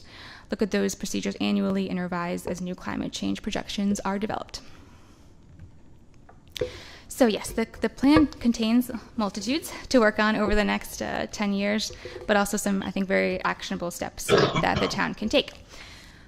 So we had a positive outcome at the March 13th Planning Board meeting. They voted to adopt the master plan. They are technically the only entity in town that needs to adopt the plan, but a lot of towns handle this differently and want that extra level of approval or acceptance from the select board. So that is totally up to you guys as to whether you'd like to provide that or not. And then once the town is through the adoption process, you'll submit a copy of the plan to the Department of Housing and Community Development, and you will be able to begin and continue implementation, because the plan is definitely not the last step. It's kind of all the next steps that are the most important part for the next 10 years. So yes, thank you so much. And then we do have one final slide here because we do want to thank everyone who participated in this process. And I will read this because I think it's a really important statement. First and foremost, the Dartmouth Master Plan would not have come together without the time, ideas, efforts, and insights that were generously offered by members of the Dartmouth community. And we really thank all those who attended Master Plan Workshop public meetings throughout the planning process. And we also especially appreciate the leadership from members of the Select Board and the Planning Board and different town staff who led the way here. So yes, a big thank you, and a special thank you to town resident William Bill Chandler, who reviewed the plan very thoroughly and provided valuable insights. So yes, that is the master plan, and I'm happy to answer any questions from the board. Another extensive presentation and very well done. Thank you. I do have a question. In the chapters, and you had a number of action steps. You said there was where are the action steps? Oh, sure. Here, it might help if I pull up the document as well.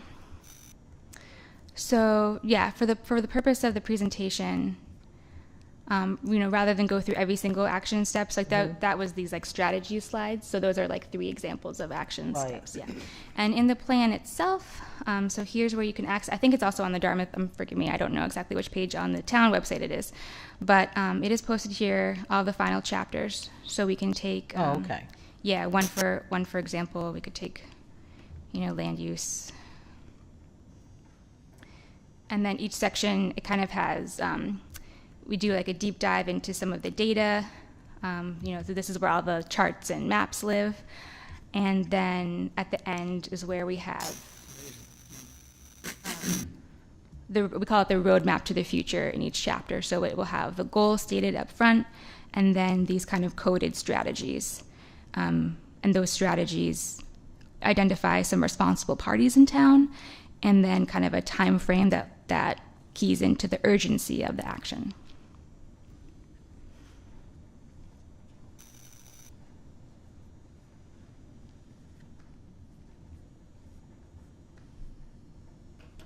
Thank you. There was a draft of one of those in our packet, but I just wasn't sure.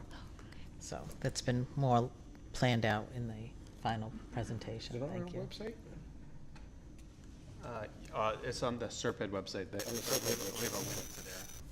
So I just have a comment. It's amazing that Route 6 corridor, every time we talk about any type of development, it's the number one place in town because it's low-hanging fruit. It boggles my mind that we have not developed that property. It's because of the closeness to the mall, and just that alone, you would think that 10 years ago, we would have developed low-income housing along that route, both sides. I'm sorry, it just boggles my mind. I don't know how it just sits there and continues to sit there empty. And it's such a perfect spot. Anyway, did you want to say something, sir? You want to just get up and identify yourself, please? Yeah, my name is Dan Turner, resident of Dartmouth.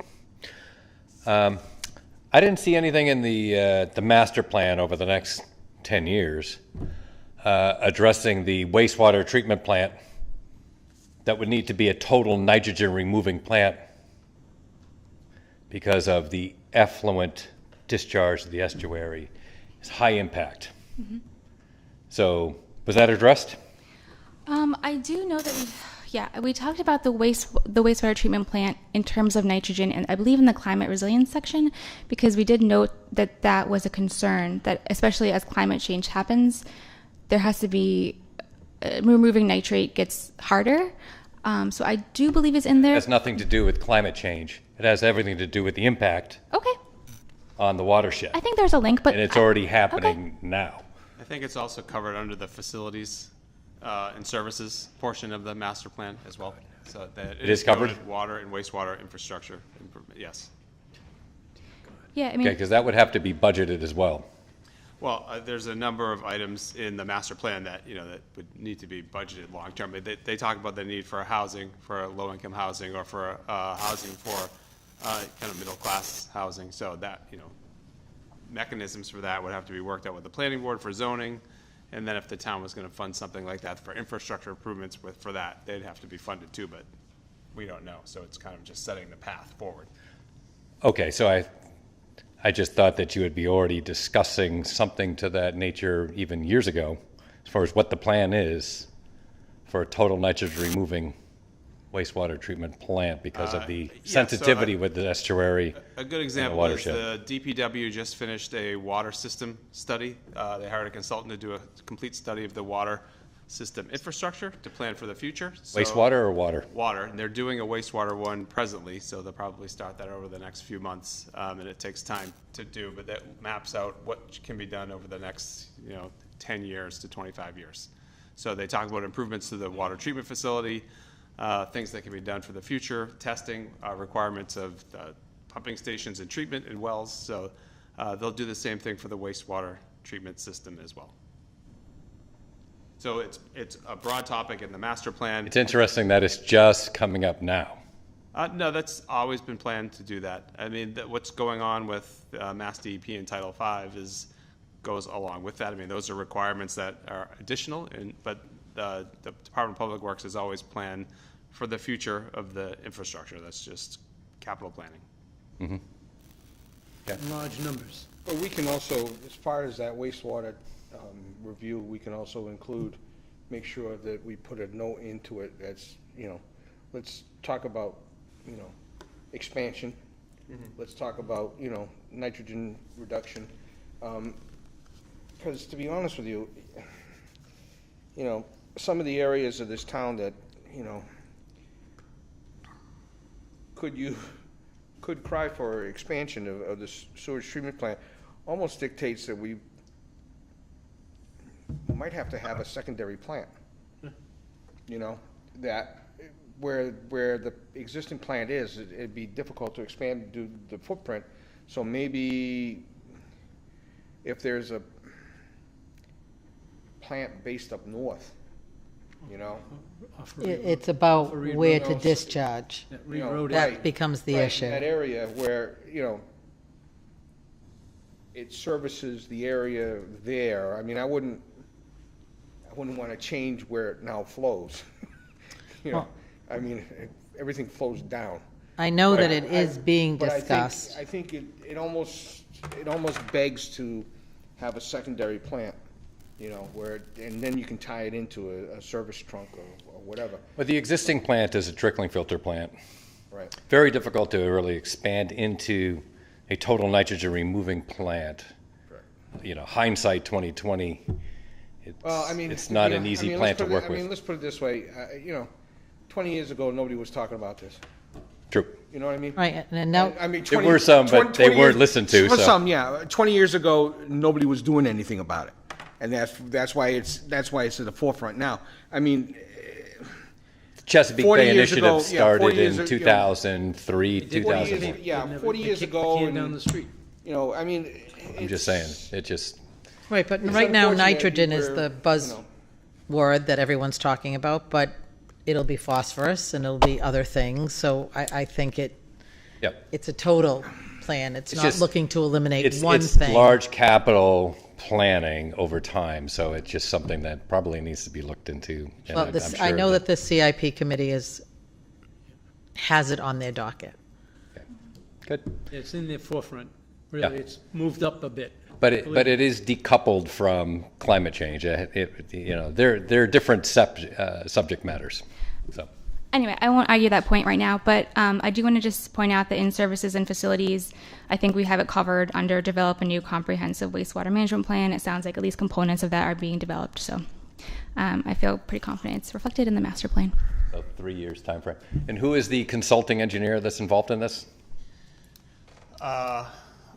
I think Weston and Sampson did the water treatment facility study, and I don't know if they've identified a consultant to do the wastewater study yet. I'm not sure. We can get that information. They need to bid it out, so procure it. But once they do, we certainly make that public. Okay. Thank you. Great, thank you. Appreciate your input. All right. So where do we go with this? Do we have to vote on anything on this? I have the planning board or the planning director coming in to an upcoming meeting to talk about the warrant articles, so it might be a good opportunity to have maybe one or two of the planning board members in here to talk about. Right, yeah, I think we should, for sure, sooner rather than later. Okay. All right. They've already accepted it, though, the planning board. Right, yes, yeah. It is comprehensive, and having sat in on work sessions, you certainly had a lot of participation. And the level of detail of the report is interesting. You have found things about our community that perhaps we didn't want to know. But thank you. Great job. Thank you very, very much. Again. Of course, yes. Thank you all.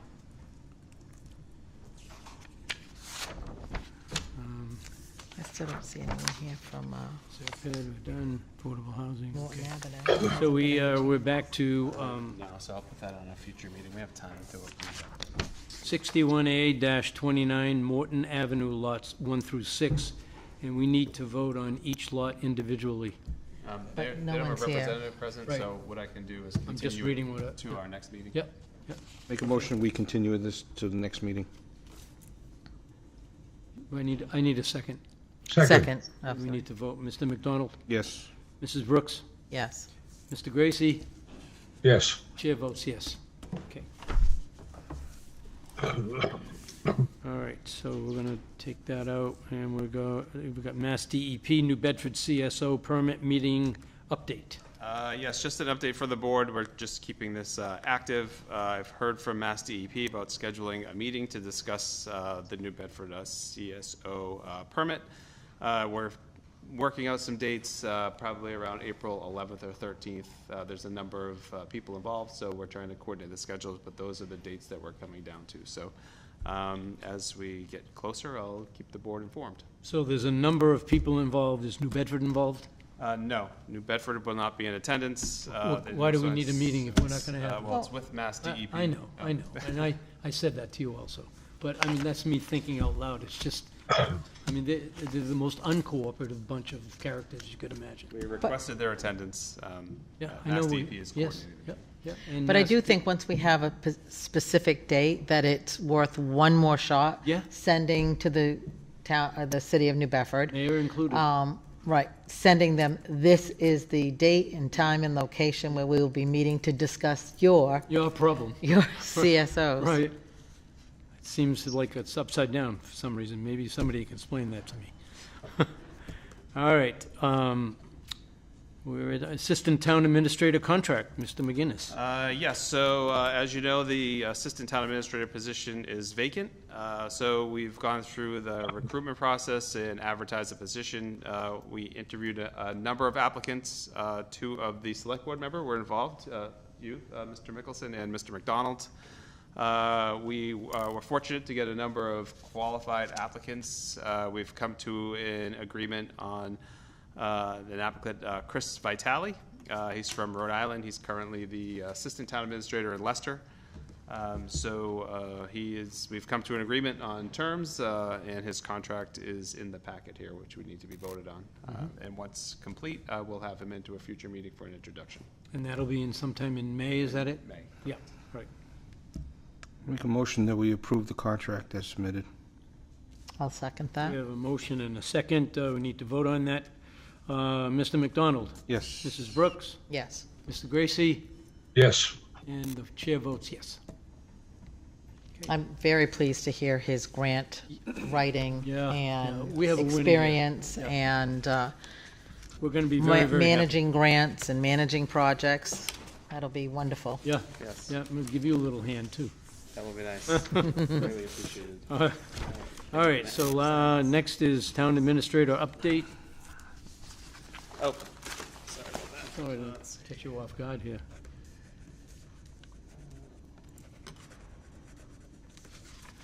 Oh, all right. I want to give the board a little update on our online service offerings. Just because, as you know, we offer more and more services online every day. Beach sticker sales, we've advertised this year. We've already sold over 300 stickers online, which surpassed what we sold all of last year. I know it was new, but we continue to sell more every day. It's been very successful. We've actually have started to implement a point of sale system for the bucket down at Pontiac Landing. This point of sale system is going to increase ordering efficiency, inventory control, credit card processing, and also provides the potential for people to order online. So we're not going to implement that right away, but it has a lot of potential. The system provides a lot more efficiency and will be very helpful for the staff at the bucket and the rec coordinator. Also, we've implemented a new recreation programming online system called Sportsman. It allows for activity registration, family notifications, facility reservations, point of sale, attendance, et cetera. It's a pretty robust application that's going to streamline signing up for programs, attending programs, notifications for programs. So that's really exciting. In our View Permit, our online licensing and permitting system, just so people know, there's over 80 licenses and permits that have been used by the public. We have more than that, but those have all been used, and to date, In the going on 4 years we've had this implemented, we've done over 32,000 records have been processed. So it's Wow. a very successful system, but it also links all the departments together. It's very transparent, allows for a lot of communication not only between staff but with the public. So we're excited for these online services, and we will be offering more in the future. Under Human Resources, the Library Search Committee has interviewed and presented finalists for the Director of Libraries. Those finalists will be interviewed this Thursday, and that's a public meeting if anyone would like to attend. We've finalized the appointment of the Assistant Town Administrator tonight. We're working on hiring options for a new Assistant DPW Director. We've advertised the position. We haven't gotten a lot of candidates, so we're looking at some options, and we'll be presenting those in the future. But we're working with the Board of Public Works, the DPW Director, and our HR Director on those things.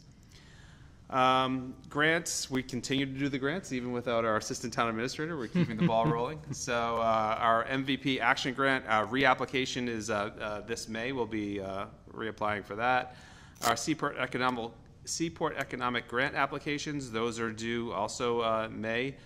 We've got a Roger Street boat ramp that we're looking to have a feasibility study done on, and as well as the Dias Landing and Apponeonset Landing feasibility study to see what we can do for the future to maximize that property. And this is in line with the open space and recreation plan. So our Seaport Economic Grant projects that have been funded, the Harbor Economic Study, we're in the process of procuring a consultant to perform that study. And the dredging feasibility study, which was also funded, we're also drafting a contract for an engineering firm to perform that study for us. We continue to prepare for town meeting. We're finalizing the operating budget and the capital planning budget with Gary, our Director of Budget and Finance, Gary Carrero. We're drafting the town meeting warrant that we'll be presenting to the select board. The next meeting, we'll have a list of warrant articles. And we are preparing a list of projects to present to the select board and the finance committee and the capital planning committee for the next round of ARPA funding. So we'd like to get those projects presented and approved for funding at least this summer, so they can apply through the grant portal with Bristol County and have all the applications done by the end of this calendar year. Reason being is the funding needs to be committed by the end of 2024, so that would give us approximately 1 calendar year to get projects through Bristol County and funded and procured. So I'll be back at a future meeting to talk about our ARPA projects. Tomorrow at 11 a.m. is the grand opening of the town's first retail marijuana facility, Solar Cannabis. That'll be going on at 11 a.m. It's a big outdoor function. Hopefully the weather holds out, but if anyone would like to attend, please stop by. What's the address? Fonts Corner Road. I don't know the exact address. It's up by the new Dunkin' Donuts. Yeah, it's on the right-hand side, going north. Yes. Right. I will be unable to attend. I'll be working. And my last item is the Mass Legislature has approved extension of the remote meetings law, which to March 31st, 2025. And they've also extended the outdoor dining to April 1st, 2024. Great. That is all I have. Sure, the restaurants would be very happy to hear that. Yes, it's been successful. Yes, it sure has, everywhere. Okay, old business. Oh, God, sorry. That's okay. Do 10 things here. Not a lot of new updates for old business. Nothing on Bliss Corner, nothing on Lake Nokichoke. Municipal broadband, we've received the RFPs, so we're in the process of evaluating those. We should have an award soon. Does anybody have anything, yeah, any on information that, for, yeah, I'm sorry, Faven? I got in on that webinar or Zoom meeting that Robert Epspandola out of Fairhaven put together with some different. There's a possibility of. Well, let me just preface by saying I still want to move forward with a town municipal broadband service. I still want to do that. But part of the participants who have been shown interest in this, besides Fairhaven, Westport is also involved. New Bedford is also involved. So now all of a sudden, we have 4 communities that are side by side. There's a possibility that we may look at this as a regional approach. And with a regional approach comes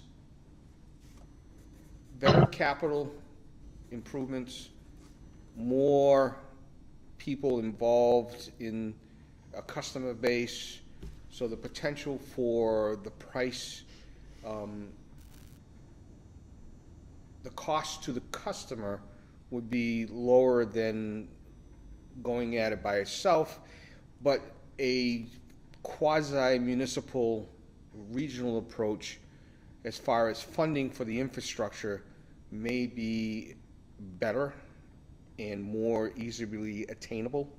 So there is a possibility that that may be another way of doing this. Similar to our electric aggregate. Yeah, yeah, it's a little different though. Well, it is, Yeah. but it's on that idea. Yeah, of it's on that. We save yeah. in numbers, basically. Right, so Buying power. that's a possibility. It's rather intriguing, to be honest with you. So I have no information on that at all. And there were times when during this webinar or this Zoom meeting, the presentation, I'll be honest with you, I got a little bit lost when you have the tech heads talking. And, you know, when they started talking, then I got the gist of it, but, you know, but there's a lot of involvement. There's somebody down in the Cape. There's also, I can't think of the name of it. There's actually a state agency that does this. So, but there are some interesting, I guess, proposals or plans that were developed, and one of them happens to be with Chelsea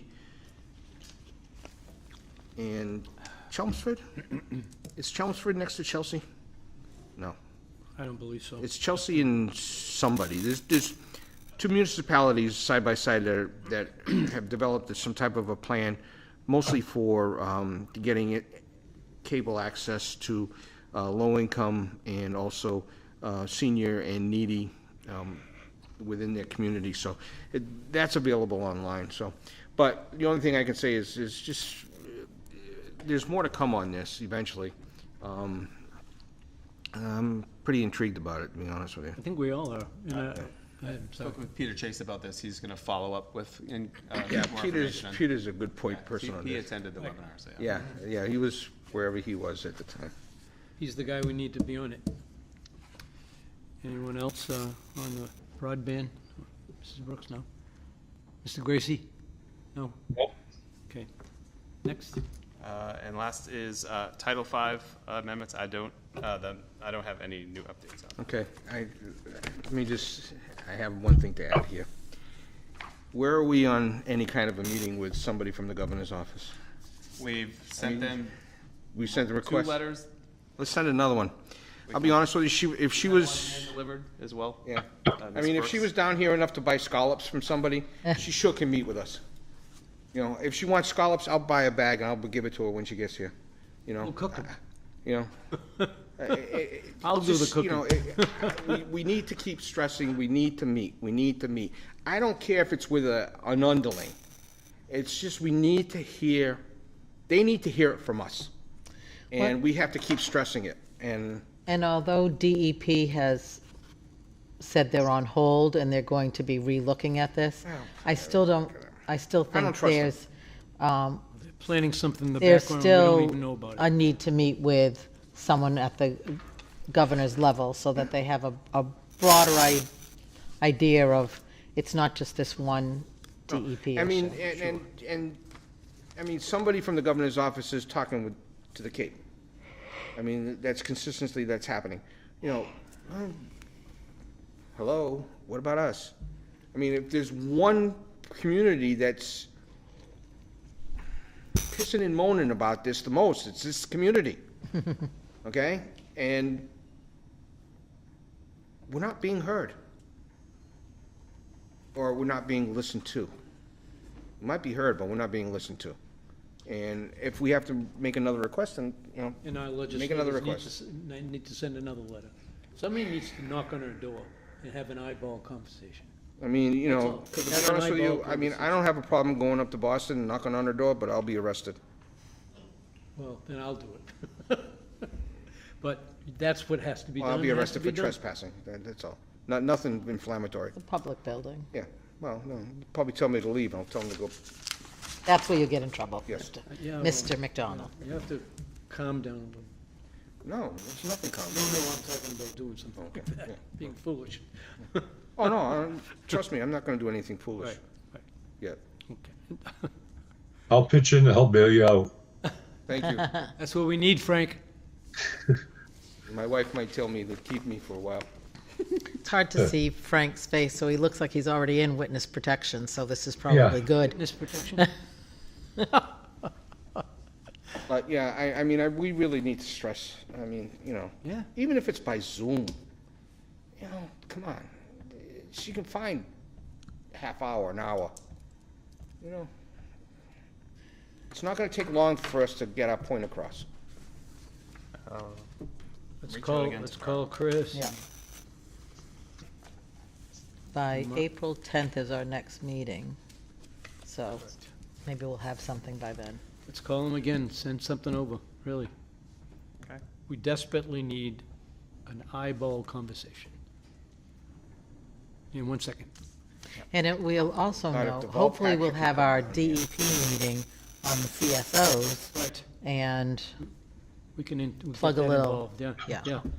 I mean, Charlie Baker was a fixture in this town, okay? If Well, because of his, And even if Deval Patrick came down to this town once, you know, she can come down. tax it all. Mr. Fay. Welcome, by the way. Thank you, Mr. Chairman. Good evening. Chris Fay, resident of Dartmouth. Here to just ask a couple of quick questions. Ms. Brooks, you mentioned that DEP mentioned that something's on hold. Can you elaborate on that? As far as, what did you mean by that? the information that we received, do you want to speak on it? hold? On hold, from, On the CSOs? on the, no, on the Title V. DEP piece. Oh. From the court. Title V, from Yeah, the courts. there was a court summary judgment in Barnstable a few weeks ago that extended the Okay. Yeah. decisions of Mass DEP until May 31st. Yeah. Because they received over 900 responses and comments, and they need to go through those 900 responses. Okay, I understand. I thought there might have been something else I missed in the No, it was the same one. in the coverage. And So I would imagine at some point that the governor has to see some of this going on around her, or has to hear some kind of rumblings. Well, I mean, she's not in a vacuum. oh, I don't I don't think she is. No, not at all, and that's the disturbing part, that I could understand that if she were, but she's not, so. Yeah, We don't get any, there's not a hint of a suggestion that she gets together with us. I wholeheartedly agree, and I'm just going to say what everybody's thinking. I find it highly insulting as a resident of the Commonwealth and as a taxpayer that we can't have a seat at that table with the governor or a subordinate, as you mentioned, Mr. McDonald. I think just there's a lack of respect in this process. We have been put to the back of the bus throughout this whole process. Now, obviously, Senator Montigny and Representative Markey, had the interview, and I know I sent you folks out. It was a late email last night, but just for the record, the governor has responded to an interview. It was on St. Patrick's Day on the 17th. WPRI posted an interview with her, and they said, hey, and it was a follow-up to her New Bedford meeting, and I wholeheartedly agree. She's come to UMass Dartmouth for a meeting. She has come to New Bedford for a meeting, and Dartmouth is 5 minutes away from New Bedford, and she was right here in the belly of the beast where the most noise is on this process on the South Coast, and it's just ignoring us. I really don't know what to say, but I'm willing to politely knock on the door at this point too, because it just comes down to, give us the respect that we deserve as citizens. And, you know, in that WPRI interview that she had, it was questioned, you know, have you been, you know, given any credence to the South Coast concerns on this? And she echoed what was put out in an article in the Commonwealth magazine on 3/6, and that was basically increasing the tax credit for septic upgrades or repairs from $6,000 to $12,000. Now that's a credit. That is not dollar for dollar. It's not a subsidy. It's not a discount. It's nothing of the sort. A tax credit. It's a tax credit that I think, and they said that it would be on an accelerated schedule, as if, you know, you probably have to, it's almost like having a point on your mortgage where you phase that in over a few tax returns. That's a completely unacceptable offer as far as this local residency is concerned.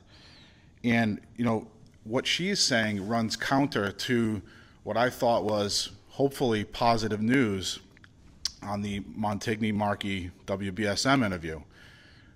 I walked away with that. I take that with a real grain of salt.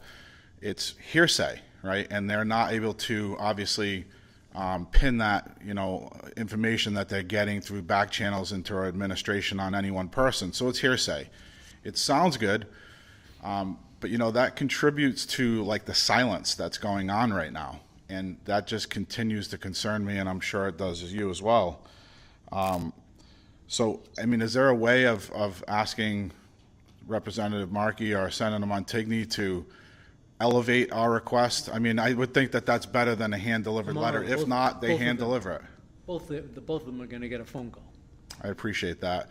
You know, they've done really good advocacy for us, but Can't it's stop. just, We have to continue. it is unacceptable. Keep the beat on. So, you know, I know that Attorney Savastano's not here tonight, but I had missed the 3/6 meeting, the March 6th meeting, and I know that you folks, I watched their meeting recording. I know you talked about the committee that you're going to be forming, and Dan Turner and myself, you know, we're happy to participate in that at your request. So we're happy to do that. But I think, you know, one thing I know you're probably tired of hearing this, but the intervention motion, you know, I am still curious, even if it's in a generic fashion, of Mr. Savastano speaking to the applicability of that motion in a case such as this, without compromising your discussions that are being held in executive session. He's not here, so I'm sure we're not going to talk about that, but I'm still asking. I know that at the meeting on February 27th, you said you'd consider that. The board said they'd consider that. So I would really appreciate hearing more on that from Mr. Savastano. The clock is ticking. If this is an option for us, it's going to expire and come off the table. I forwarded you some information last evening regarding an option that we do really have that's readily available using the state auditor regarding a mandate determination. There are a couple of key highlights in that section that I pulled from her website. The state auditor makes a determination if a law is an unfunded mandate and what happens after it's made such a determination.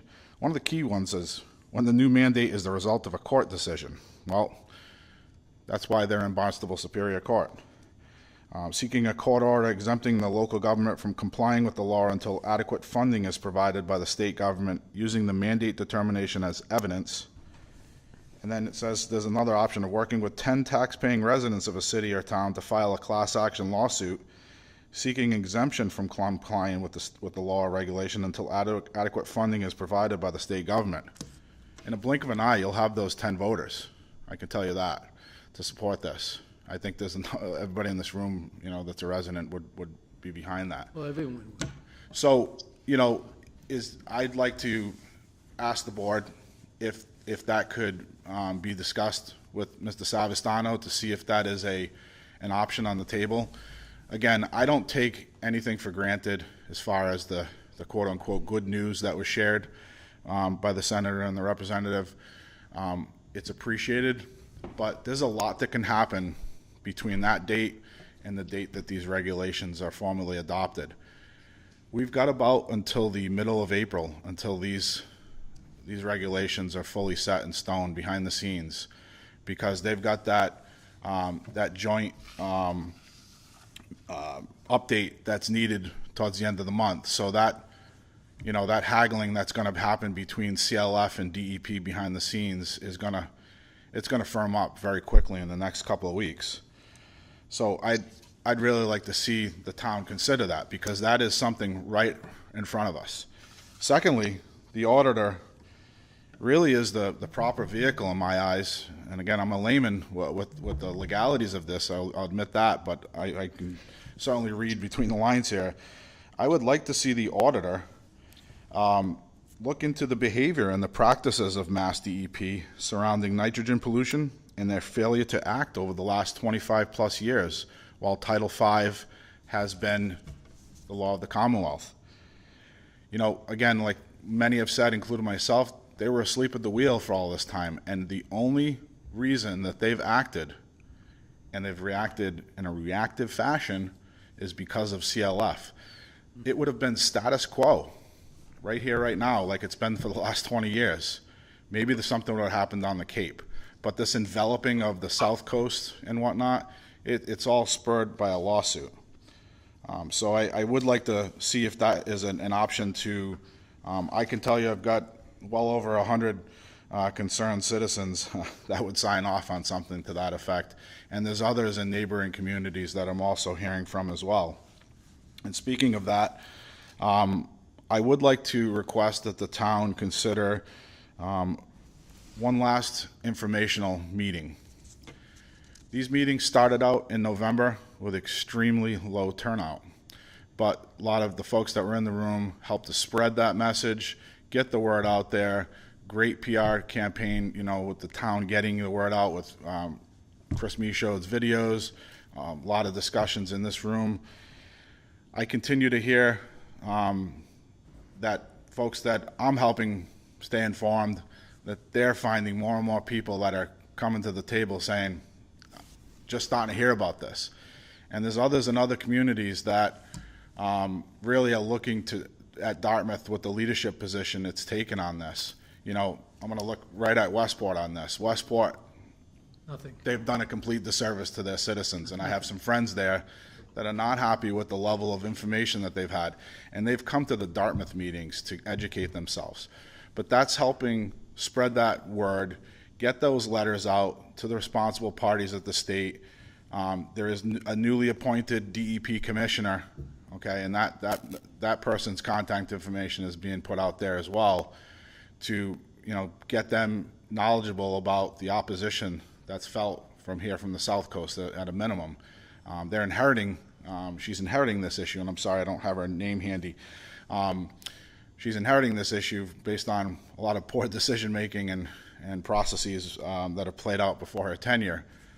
But she is now going to be the person that weighs in heavily on this. That's her job as her and Rebecca Tepper, the Energy and Environmental Affairs Secretary. So I would like the town to consider one last informational session in the next couple of weeks, because Get Chris involved. yeah, Yep, that would sure. really help to just, as you saw at the last meeting that you attended, the attendance was very, very good. Magnificent. And we need an engaged citizenry to really build that momentum to complement what you folks are trying to do as our town leaders. So I would ask that happen, and I can contact Chris, but I wanted to put that forward to the board here because you folks play a big role in that. So that's pretty much all I've got. I would like to say that I do agree with what Dan Turner has said about the master planning and the town needing to think big. Master planning is an important part of any community on a look forward as to what we have for assets, where we're going as a town, and identify those financial needs and constraints. And, whether we like it or not, our trickling filter setup at the Dartmouth wastewater treatment plant, we've got skin in that nitrogen game as well. A lot lesser of a scale than our neighbors in New Bedford, but we've all got to kind of look inward on this process and really look to make investments that benefit Dartmouth residents today and into the future, and our waterways are important. So we've got to put our money where our mouth is on that regard too. So with that, thank you very much for your time. Thank you, Chris. Appreciate it a lot. Just as a little bit of a follow-up, the new commissioner over at Mass DEP, her name is Bonnie Heppel. Heppel, Heiple. According to the little bio that was put out, she's a graduate of Boston University Law School with a magna cum laude from Bucknell. But she comes from the law firm of Wilmer, Cutler, Pickering, and Hale and Dorr, where she practiced environmental and energy law nationally. Her environmental work includes litigation, regulatory compliance, and advising clients in rapidly evolving areas, including environmental, social, and governance issues. That's one of the most prestigious law firms in the United States. It should be very interesting to see. What is her where this is position? gonna go. What did you say her position was? She's now the Mass DEP Director? Commissioner. Commissioner? Sorry, right. Well, put some background. See. One thing, in terms of us leveraging the power of the state auditor, I would completely lump in composting. Yeah. Okay? And how For sure. wild west of a type of scene the composting business is. You know, we have state agencies like MDAR for agriculture, which composting falls under the protections of that, as well as straight agricultural runoff scenarios.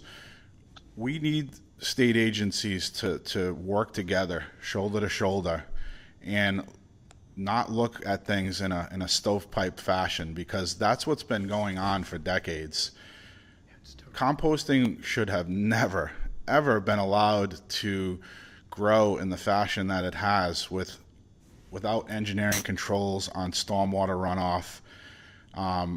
You know, I'm looking forward. I know that Chris is working on a sewer sludge informational piece. I don't know the details of it, but I can only imagine what people are going to say when they realize that Dartmouth is a dumping ground for this nitrogen-rich, you know, sewer sludge that's coming from outside our communities, just like the cranberry waste that's coming in from Ocean Spray. It's the state auditor, if you don't know, I mean, it sounds like she's an absolute bulldog when it comes to looking for government transparency and accountability. It's been dozens of years, if not even longer, since the state legislature has been audited, because there's a lot of things the open meeting law does not apply to the state legislature. So there's a lot of lawmaking and deal making and wheeling and dealing that goes behind closed doors. And, you know, that's where the auditor it needs to be the watchdog, okay, of state business. And I think looking at these state agencies, not just DEP, but MDAR, with respect to the composting and the sludge issues, I think that's of vital importance to this overall perception of Dartmouth being a dumping ground, along with other communities, and to right this ship. Thank you. Thanks. Thank you.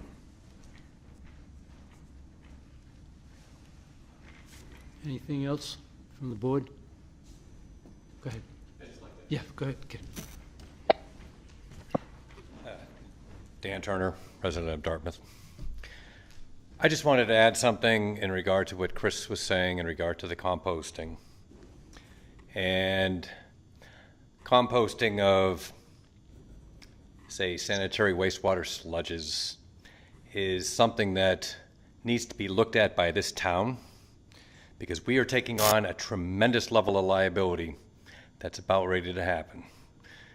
I'm not sure if you're aware of PFAS or the forever chemical, but wastewater sludges from municipalities, including Cape Cod, they are all being directed to incinerators because of PFAS. Can't go to fields or compost piles because PFAS is a highly toxic chemical. Fields that have been discharged with compost or sludges have completely shut down farms in Maine and other states as well. This is why it's being incinerated. And if we're accepting wastewater treatment plant sludges in compost piles, we are inviting a problem that we never want to imagine as far as PFAS as a concentrated level in this town. Matter of fact, I would actually recommend, as a town, we put an end to receiving those sludges. Because, number one, we've got to test the water that comes off the compost pile. I have yet to see a characterization profile of what comes off those compost piles. Typically, it's similar to landfill leachate. I work with a number of landfills building wastewater treatment plants for the most difficult wastewater on the planet, which is these landfill leachate streams. They're all dealing with PFAS. So we're dealing with PFAS destruction using plasma vortex destruction technologies. I am telling you, if it is in this town, it's something that we will need to be dealing with at some point in time, and we ought to look at, number one, putting a stop to it, and number two, at least getting a characterization profile and making them responsible for handling those discharges. Find out who they are, number one. Well, time is of the essence because it's gonna happen fast. Yep. And it's, now that there's a new commissioner of the Mass DEP, I'm sure she's gonna be looking at this as well. So we should get ahead of it rather than behind it, so that we're not reacting. We can be a little proactive as far as how we deal with these composting operations. That's all I have to say. Thank you very much. Anything else? Mr. McDonald? Mr. Gracie? Nope. Anything? We need to do, need to vote on the minutes for February 27th, 2023, and March 6th, 2023. Make a motion, we approve those minutes as submitted. Second. We have a motion and a second. We need to vote on that.